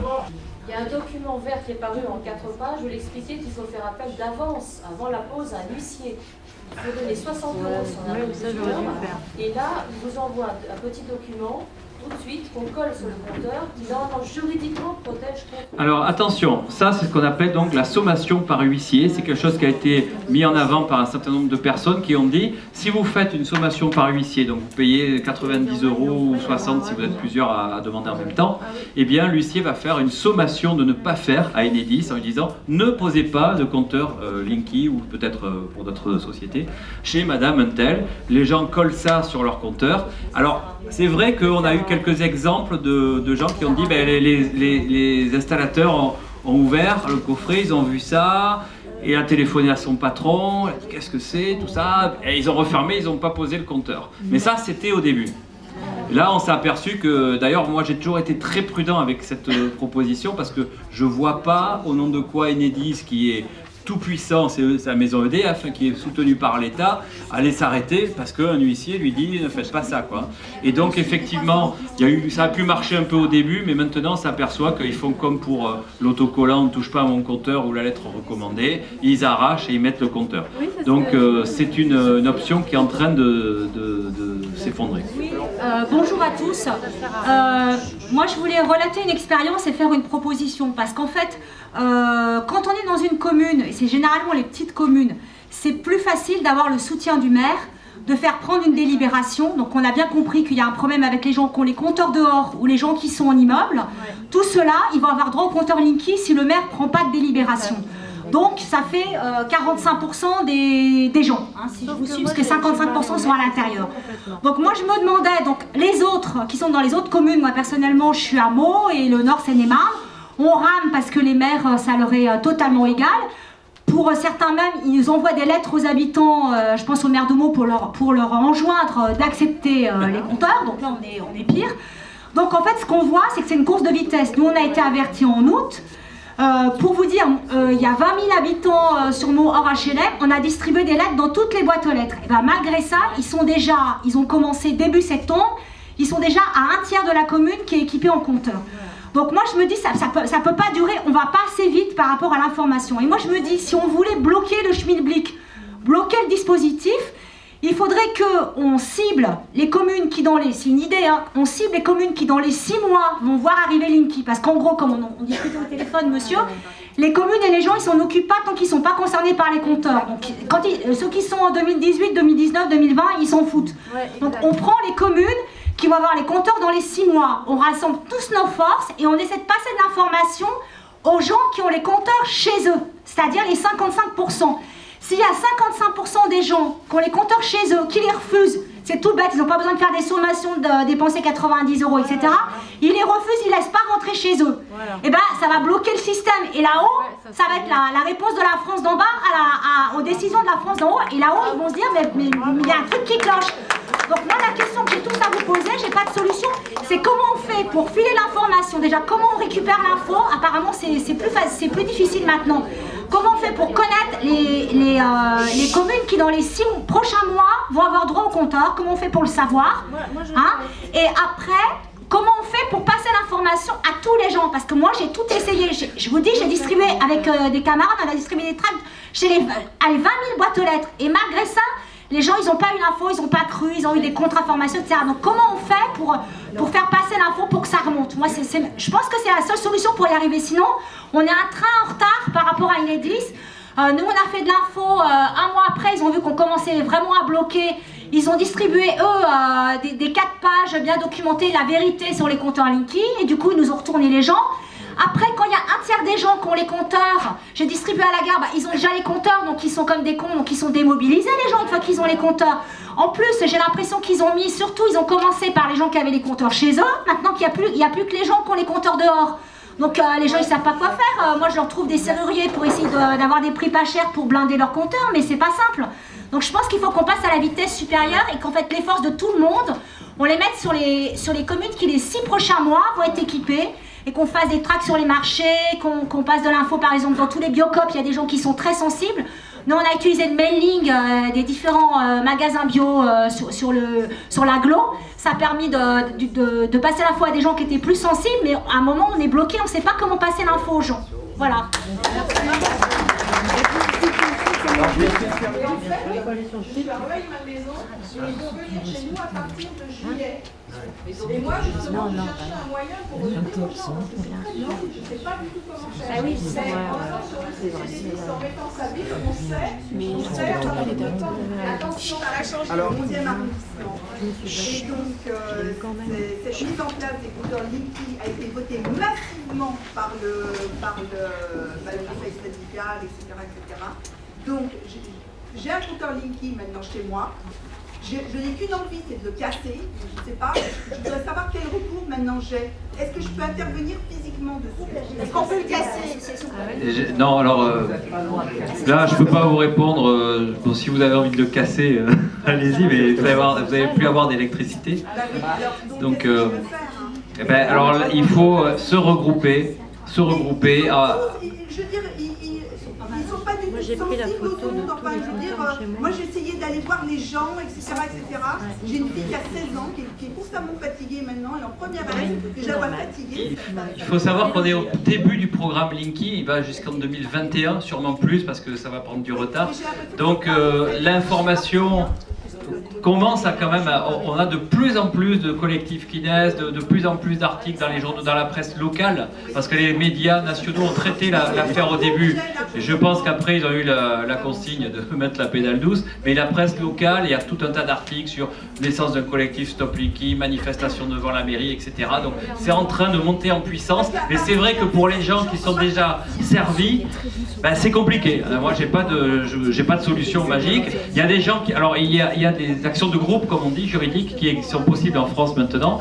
Donc il faut se regrouper entre citoyens qui ont eu le compteur Linky et essayer de faire... Alors il y a une association de Grenoble là, qui est liée au groupe PMO, pièces et main d'œuvre, qui a alerté aussi sur les compteurs Linky et qui regroupe les gens qui ont le compteur Linky pour essayer de faire une procédure collective. Donc il y a une réponse qui a été faite. Je me dois quand même de répondre à certaines choses au titre du collectif que j'anime. Il a été dit tout à l'heure, il a été parlé des moyens. Vous avez bien compris que ce qui est dit sur la nécessité de s'organiser collectivement, c'est valable partout. Hein. Ce qui vient être dit de mots est vrai, et on est exactement dans cette perspective dans le 13e arrondissement. Nous, on est inscrits au mois de juillet. Micro. Ah, ça y est, j'ai perdu. Donc, il est tout à fait vrai qu'il faut faire, et Hervé, je viens d'entendre, il faut le faire, et que l'expérience, on n'est pas des juristes ici, on est des citoyens qui essayons de défendre nos droits et notre droit à la santé. Il faut pas bien revenir sur ce truc-là. Donc, je reviens sur ce qui a été dit tout à l'heure sur les sommations de ne pas faire. C'est un moyen, j'ai bien dit un moyen, et il a été élu une réponse, mais qui est qu'une étape. C'est-à-dire, si on ne commence pas, le b.a.-ba, c'est d'exprimer notre refus par un moyen légalement reconnu. Quand on ferme la porte de son jardin, c'est le moyen légalement reconnu d'empêcher la pose du compteur Linky. Quand on est en collectivité, et c'est mon cas, et on ne peut pas éviter le problème, je suis désolé, on va faire une sommation. Moi j'ai pris les inscrits pour une sommation collective pour mon immeuble. C'est de l'organisation collective. J'ai pas dit que ça suffirait. Voilà. Attendez, j'ai jamais dit que ça marche.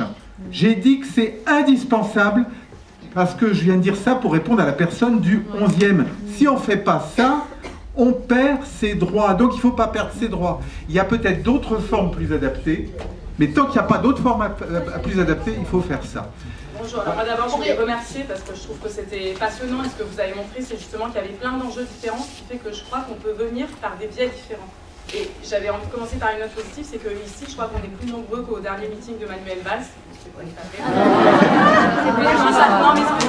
je pensais pas qu'il y aurait autant de gens ici. Moi je me présente, je suis membre d'un parti politique du Parti de Gauche et c'est Danielle Simonet qui est une élue du Conseil de Paris qui avait alors elle est assez seule dans son combat au Conseil de Paris, mais voilà, c'est quelqu'un qui relaie. Moi mon parti, on est au courant de ça parce qu'elle relaie cette moi je suis là pour ça et aussi pour vous dire le soutien du Parti de Gauche et pour vous dire que je suis juste en train de signaler qu'il y a plein de moyens différents et que justement ici il y a collectivement des gens, il y en a qui sont dans les associations, il y en a qui sont venus individuellement, il y en a qui peuvent être dans un parti politique. Ce qui est sûr, c'est qu'en tout cas, ce que je remarque, c'est la lutte des élus et le fait que, en fait, on peut faire pression collectivement. On peut aussi, ça peut être un des moyens de faire pression sur des élus. Ils peuvent imaginer appartenir, je sais qu'il y a différentes associations, etc., mais ils peuvent imaginer faire en fait un collectif peut-être d'Île-de-France, que j'entends qu'il y a des gens de Paris, mais aussi de communes, et collectif d'Île-de-France, et s'organiser et commencer sur les différents combats à la fois s'entraider individuellement, mais aussi médiatiquement, faire peut-être des petites vidéos qui font le buzz, des choses comme ça. Est-ce que ça c'est prévu? Est-ce qu'il y a des formes déjà de pré-collectifs qui existent ou pas? Voilà, c'était un peu ma question, et vous dire que nous on était prêts avec ce force. Voilà. Oui, oui. Non, mais justement, alors j'en profite pour remercier Madame Simonet. Il se trouve qu'on a la chance d'avoir une conseillère municipale à Paris qui se prononce clairement contre les compteurs communicants, qui est clairement à nos côtés. Dans un immeuble, si on fait voter en assemblée de copropriété, est-ce que ça ne peut pas avoir du poids? Bien sûr que oui, et c'est ce qu'on va essayer de faire dans tous les immeubles où on peut le faire. Le conseil syndical ou l'assemblée de copropriétaires existe. Alors, elle représente la volonté de tous les copropriétaires, elle se réunit une fois par an. Donc oui, mais il faut le traduire après par un acte. Pourquoi? Parce que l'assemblée de copropriétaires n'est pas fondée à discuter le contrat d'électricité de chacun des occupants. Voilà. Mais ça pèsera bien sûr, et il faut passer par là pour l'information et dans le sens de la solidarité qui a été exprimée tout à l'heure. Le locataire peut imposer de ne pas mettre le compteur Linky, et si le propriétaire veut le mettre, alors il y a propriétaire et propriétaire. C'est le locataire qui a signé le contrat d'électricité, donc c'est le locataire qui décide. Il y a deux catégories de propriétaires qui sont chargés par la loi de mettre des compteurs Linky. Il y a une seule catégorie, ce sont les bailleurs sociaux, et il faut s'organiser contre cette pose des compteurs de Linky dans les immeubles. C'est pas facile. Dans le 13e arrondissement, la première réunion d'associations de locataires qui en parlait, c'est pas vieux, ça a apparemment une semaine, mais ça existe. Les propriétaires n'ont jamais signé un contrat d'électricité. C'est l'occupant qui signe un contrat d'électricité et c'est lui qui peut intervenir. Donc ici, pour une action, oui. J'ai reçu aujourd'hui une banderole géante que j'avais commandée à Next Stop Organisation, une banderole qui fait 10 mètres de long. J'aimerais savoir, moi je suis dans Paris Centre, Bastille, je vous donne mon numéro de téléphone si vous pouvez noter. Vous me téléphonez pour mettre au point une action avec cette banderole. Voilà. Donc elle est assez encombrante, je ne peux pas l'amener moi toute seule, il faut qu'on soit un groupe. Alors, il faut savoir quand même que les élus craignent énormément une chose, c'est par exemple le rassemblement devant la mairie à l'heure du conseil municipal avec une grande banderole, avec des citoyens qui protestent. Ce qu'ils aiment bien, c'est que vous envoyez des lettres ou des pétitions parce qu'ils vont au mieux les mettre à recycler et au pire à la poubelle directement. Mais par contre, si c'est quelque chose de visible, avec des citoyens rassemblés devant l'entrée de la mairie, si en plus, alors je ne sais pas comment ça marche à Paris, mais s'il faut avoir un article du journal local, tout ça, ça a un effet très important. Ça. Le pont sur l'autoroute A13, le retour du dimanche, le retour de Normandie le week-end, le pont, mais la banderole peut être mise devant le conseil municipal. Alors, voilà, disons que mettre une banderole sur l'autoroute pour que plein de gens le voient, c'est très bien, mais vraiment l'action qui va peser sur les élus et les obliger, parce qu'il ne faut pas oublier que pas mal de ces gens-là aimeraient bien être réélus la prochaine fois. Le programme Linky va jusqu'en 2021 ou plus, et les municipales c'est en 2020, ce qui veut dire que dans la majorité des communes en France, dans des dizaines de milliers de communes, la question des compteurs Linky va être au cœur de la campagne municipale. Et donc il faut bien faire comprendre à certains élus que s'ils veulent, puisqu'ils aiment tellement ça, garder leur petit siège et leurs indemnités, il va peut-être falloir écouter les gens. Et donc pour ça, il faut être visible tout simplement. Et à nouveau, la présence le plus possible en nombre avec une grande banderole commandée à Next Stop, et ils diffusent gratuitement des grandes banderoles Stop Linky, touche pas mon compteur. Il faut vraiment l'utiliser. Et bien, si vous êtes rassemblés devant le conseil municipal, venez une demi-heure avant pour que tous les gens qui viennent voient bien qu'il y a cette mobilisation. C'est très important. Est-ce que vous, les personnes dans cette salle, ont remarqué une discordance entre les dates annoncées de déploiement sur le site Enedis? Parce que j'ai remarqué sur plusieurs villes que j'ai testées, c'est pour ça que je suis prudente maintenant. Par exemple, sur Pornic, c'est écrit que c'est prévu en 2018. Et en fait, sur le même site, sur une autre page, vous voyez qu'il y a 25 compteurs Linky qui sont installés. Alors ma question est la suivante. Est-ce que aujourd'hui, pour faire passer la pilule, c'est-à-dire le Linky plus facilement aux élus, est-ce que Enedis propose maintenant de dire, si vous voulez, on vous en installe les petites douzaines et vous verrez comment ça fait, et ça fera rien, et ça essayera. Alors effectivement, il y a un Linky bientôt chez vous, très beau nom, dans lequel vous pouvez mettre votre code postal ou le nom de votre commune et vous allez avoir la date, juillet 2018, septembre 2019, etc. c'est relativement fiable, mais il y a plein de cas où c'est pas fiable du tout, où ils sont arrivés par surprise. Voilà, donc c'est intéressant d'aller regarder pour savoir ce qu'ils ont prévu pour votre commune, mais énorme méfiance et éventuellement, n'hésitez pas, même si on vous met que c'est en 2020, à aller voir votre maire, demandez-lui déjà s'il a entendu parler de cette question de compteur, qu'est-ce qu'il en pense, prenez déjà des informations pour la suite, et peut-être qu'il vous dira, ah ben oui d'ailleurs ils arrivent la semaine prochaine. Oui, mais souvent ils disent ah non, on ne sait pas, non, il ne se passe rien du tout. Poser des questions, de savoir comment sensibiliser des personnes qui ne sont pas électrosensibles, qui ne se savent pas électrosensibles et qui ne se sentent pas concernés parce qu'ils ont encore un délai. En fait, moi j'ai été chassé de chez moi à Nice par la pause de Linky. Je suis électrosensible depuis 10 ans, je vivais relativement bien avec les téléphones portables, les Wi-Fi dans les 100 ans, on vit relativement bien parce qu'on n'est pas dedans. Alors que Linky, vous êtes dedans, comme le poulet dans le micro-ondes. Vraiment. Alors ce qu'il faut dire aux gens, moi avant de partir, parce que je ne pouvais plus vivre, j'ai passé 3 nuits d'insomnie totale avec des quantités de symptômes, en fait, qui viennent vraiment de la pause de Linky. Des symptômes très lourds. Je suis sportif, je me suis mis à faire de l'arythmie, d'aller jusqu'à l'arythmie. Bon, je vous passe le détail des symptômes, mais j'ai pris le temps de poser la question à 30 personnes de mon immeuble. Sur 100 personnes à peu près qui vivent dans l'immeuble de cet étage, j'ai posé la question à 30 personnes. Sur les 30 personnes, en demandant très précisément, à partir de telle date, en précisant certains symptômes, en leur demandant d'être honnête avec moi, de ne pas me dire, oui, depuis 2 ans, j'ai ça, or, ça fait 15 jours qu'on nous a posé les compteurs. Voilà.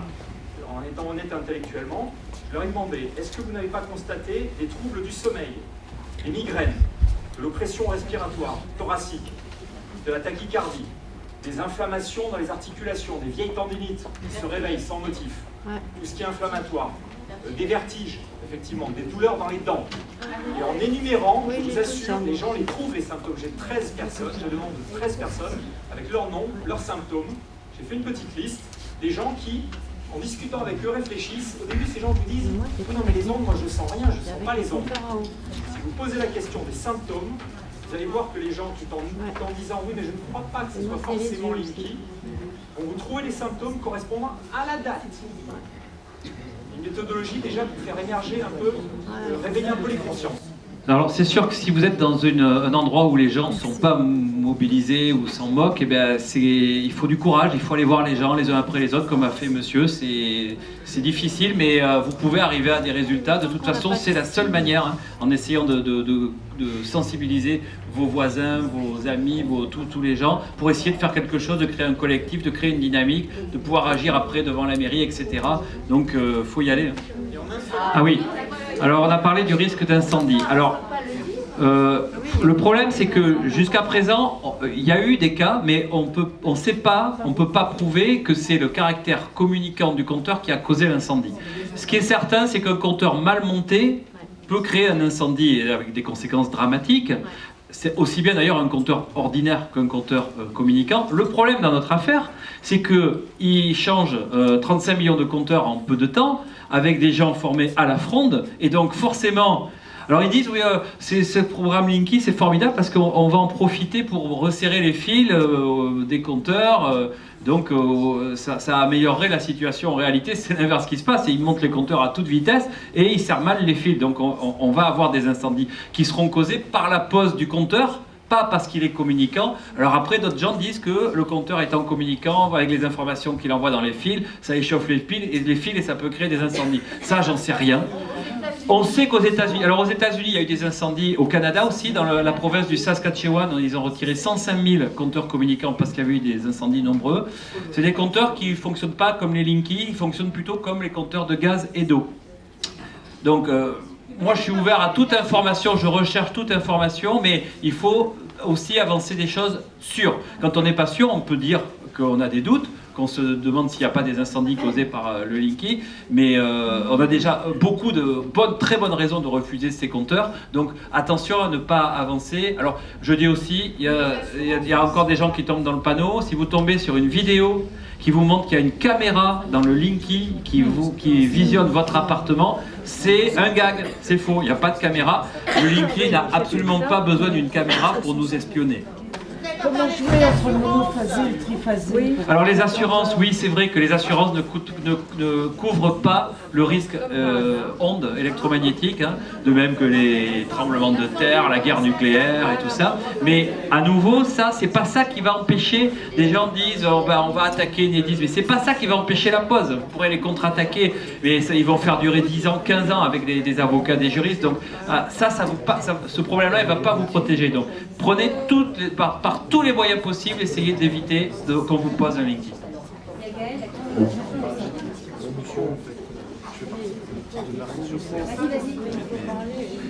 Bonsoir, voilà, je fais partie du collectif de Varennes-sur-Seine qui va bientôt se constituer en association.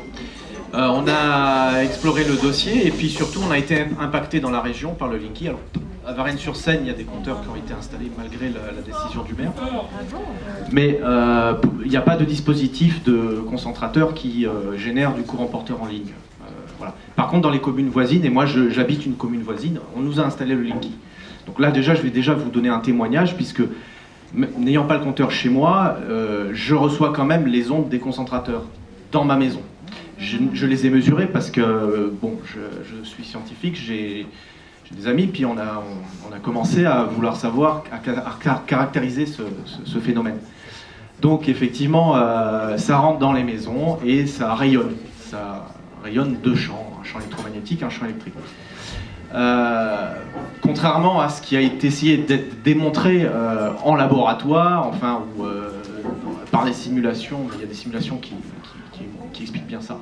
Bon, juste pour vous dire que physiquement, personnellement, j'ai ressenti exactement les mêmes symptômes que notre ami niçois, que je salue, et c'est exactement ça, les symptômes que ça peut réveiller.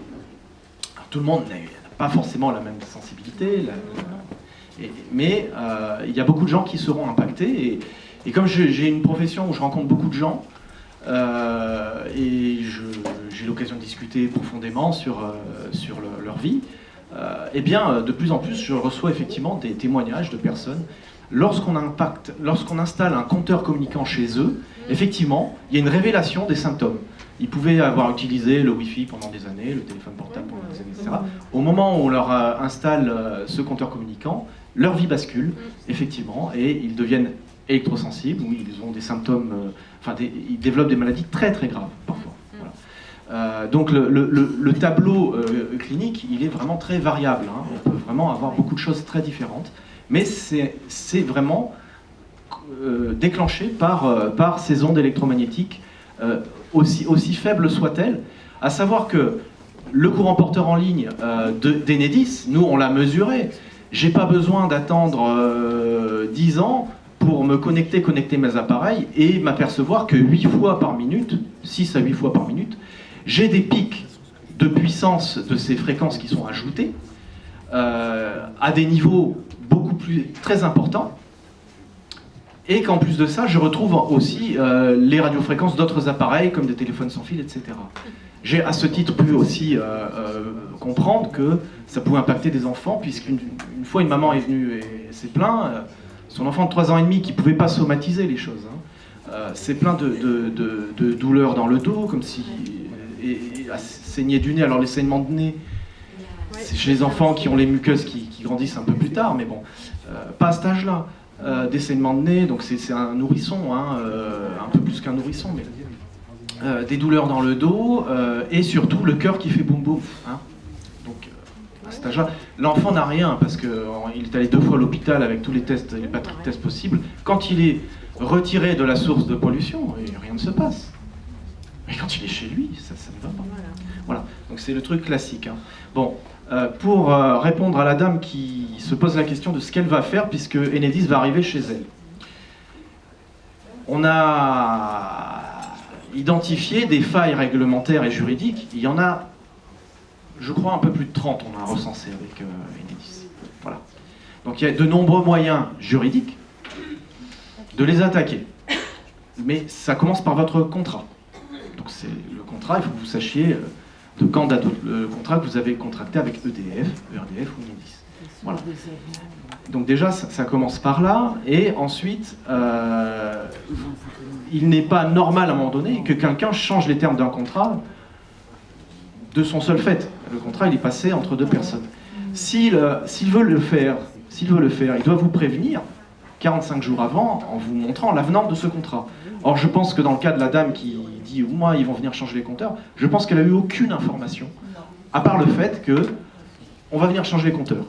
Donc, elle aurait dû avoir une information 45 jours avant. Donc, ce qu'elle peut déjà, d'ores et déjà, c'est téléphoner au numéro vert en disant « attention, je vous envoie une lettre recommandée, mais je vous préviens aujourd'hui, et j'affiche cette lettre recommandée d'ailleurs hein, sur mon compteur.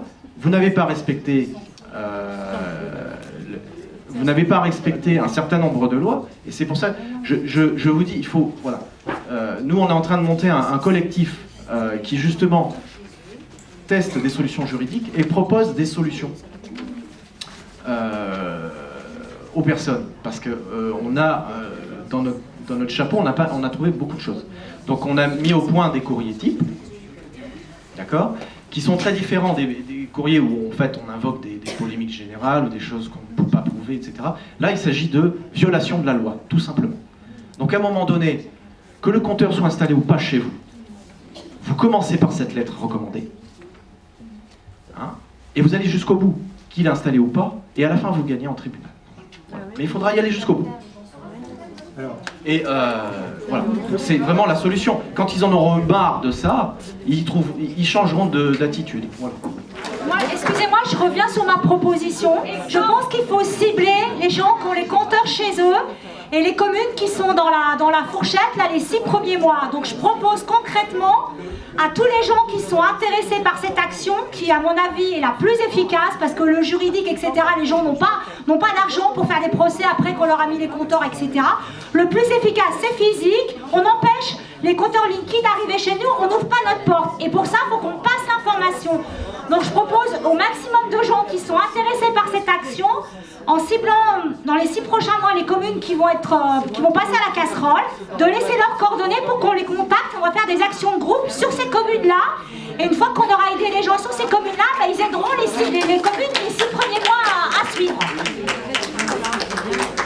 Bon, alors c'est pas une intervention, ça va être une liste tout simplement, puisque au cours de cette réunion, vous avez entendu plusieurs appels, donc je vais vous lire la liste des collectifs qui se sont déclarés, et je ne vais pas me prononcer sur les moyens d'action. Le but est de coordonner notre action, comme l'a dit la personne qui vient d'intervenir. Donc je vous lis la liste, et j'appelle les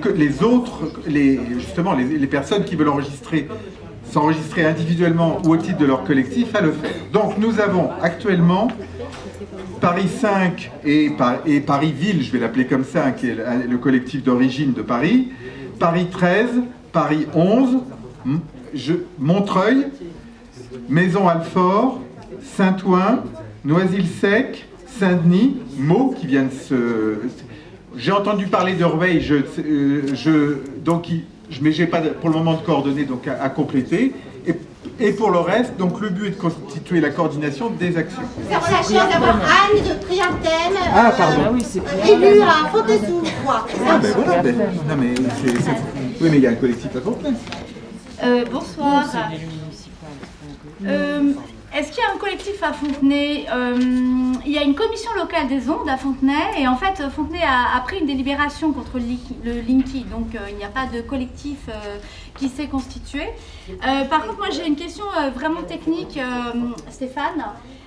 Parce qu'effectivement, on a eu le 5 janvier dans certains quartiers de Fontenay deux coupures de chacune 6 heures sur le réseau électrique, parce que il y a des travaux d'amélioration du réseau électrique. Et je me demandais quelle est la relation entre le Linky qui doit être déployé chez nous normalement en juillet 2018 et ces travaux. Et je veux dire, est-ce que le déploiement du Linky nécessite en amont des travaux d'amélioration, d'aménagement, etc. Et si une commune s'oppose au déploiement du Linky, je veux dire, est-ce qu'il ne faudrait pas 1 ou 2 ans avant, en amont, qu'on s'oppose à ces travaux? Et il faudra qu'on parle après de l'histoire de la délibération, voilà. Et puis, autre chose... Je réponds, alors pour la question, je ne sais pas. En tout cas, il faut quand même redire qu'Enedis fait plein de travaux parce qu'ils ont encore des missions de service public et tous les travaux d'Enedis ne sont pas forcément liés au Linky. Et on ne sait pas, parfois peut-être et parfois non, mais ça évidemment ils ne nous le disent pas. Ça serait intéressant que la Cour des comptes jette un petit coup d'œil dans le travail. Dans le 11e arrondissement de Paris, là, il y a plein de travaux. Il n'y a absolument aucun affichage et sur les trottoirs, c'est marqué gaz. Oui. Alors, il y a le déploiement du Linky, mais aussi. Et Veolia et Gaspard. Et normalement, moi j'ai fait dernièrement une étude justement sur Eurovia, sur les chefs de chantier. Et donc, il y a une nécessité d'affichage. L'affichage pour les riverains, les riverains sont sans cesse à venir parler aux ouvriers, mais là, je vous dis, on ne pratique pas. Et c'est le cas quand Alors, ça monte dans tout le 11e. J'en profite là par rapport à Gaspard pour dire que le refus par la commune des compteurs Gaspard est relativement facile. C'est ce qu'on a fait nous à Saint-Macaire, c'est-à-dire qu'ils sont obligés, puisque les compteurs ne fonctionnent pas comme les compteurs Linky qui eux passent par les fils déjà existants, ils sont obligés de demander l'autorisation de la commune pour installer des antennes, des concentrateurs sur l'église, sur un bâtiment élevé, tout ça. Donc il suffit que la commune dise non. On ne refuse pas à proprement parler les compteurs communicants, même si après nous, par délibération, on les a refusés quand même. Mais on empêche la pose de matériel sans lesquels les compteurs communicants ne peuvent pas être utilisés. Et donc, ils sont coincés. D'ailleurs, quand on a pris cette position, il y avait un article dans le Canard enchaîné. Et il faisait parler GRDF qui disait qu'ils avaient mobilisé leurs juristes pour essayer de trouver une façon de contourner notre décision municipale, c'est dire le respect qu'ils ont de la démocratie locale, parce qu'effectivement ils étaient coincés par ça. Mais on s'est aperçu qu'il y a pas mal de communes, y compris des communes qui par la suite ont pris des délibérations anti-Linky, qui avaient autorisé la pose des concentrateurs de gaz parce qu'ils ne savaient pas ce que c'était. On leur a fait passer ça pour une maintenance ordinaire matérielle qu'on allait mettre sur l'église ou comme ça. Et en fait, c'était le préalable au compteur communicant. Mais donc la commune, si elle le veut, peut facilement refuser empêcher les compteurs communicants de gaz. Donc la dame a envoyé une lettre recommandée avec accusé de réception pour refuser le compteur Gaspard et elle ne l'a pas eu. Bon, moi je trouve ça très bien pour vous, mais je ne crois pas qu'on puisse ériger ça en exemple en disant mettez une lettre et ça va suffire, parce qu'il y a des endroits où ils vont le mettre quand même. Donc c'est pour ça qu'il faut s'organiser collectivement, il faut essayer de faire en sorte que ce soit la commune qui prenne une décision, ou alors qu'il y ait des mobilisations collectives de quartiers, de voisins, d'immeubles, de tout ce qu'on veut, parce que pour vous ça a marché, mais c'est peut-être pas une garantie pour tout le monde. La dame là-bas qui voulait parler. Je voulais savoir s'il y a déjà eu des démarches par Paris-Saclay, auprès de la maire de Saclay, et s'il y a des questions posées au conseil de quartier. Ah oui, absolument. Donc en fait j'ai commencé par là, dans mon ignorance, j'avais pas suffisamment potassé le site, l'excellent site de Stéphane Lhomme, et je me suis tout bêtement adressée à ma maire du 5e arrondissement. En fait, je lui ai fait la copie de ma lettre de refus à Enedis. Et là-dessus, elle m'a convoquée. Donc, assez rapidement, elle m'a convoquée pour m'écouter. Et en fait, elle m'a très très bien accueillie. Elle-même ne savait absolument pas, enfin bon, je sais pas trop, je veux pas dire ça, mais elle avait pas l'air de trop être au courant. Et finalement, j'ai eu l'impression pratiquement de la convaincre des méfaits de Linky, ou tout au moins de son caractère aussi inutile que nuisible, hein, parce qu'on n'en a peut-être pas suffisamment parlé encore. Pour moi, c'est à la fois, vous savez, c'est comme Notre-Dame-des-Landes, c'est un grand projet inutile, nuisible et imposé. Eh bien, notre maire du 5e arrondissement, Mme Florence Berthoud, avait à prendre cet avis. Il se trouve qu'il y avait un conseil de quartier 3 jours après, et elle m'a dit, Mme Baumann, vous venez, vous posez vos questions à Enedis. Donc il y avait un jeune type, un jeune commercial absolument nul, que j'ai dominé la situation. Mais malheureusement, au bout de 2 heures de discussion, eh bien, il a été mis en lumière le fait suivant: les maires d'arrondissement n'ont aucun pouvoir. Ce n'est pas à eux qu'appartiennent les compteurs, c'est à Madame Anne Hidalgo, maire de Paris. C'est bien pour ça que j'ai changé mon fusil d'épaule et que je me suis, à partir de ce jour-là, adressée directement à Madame Hidalgo.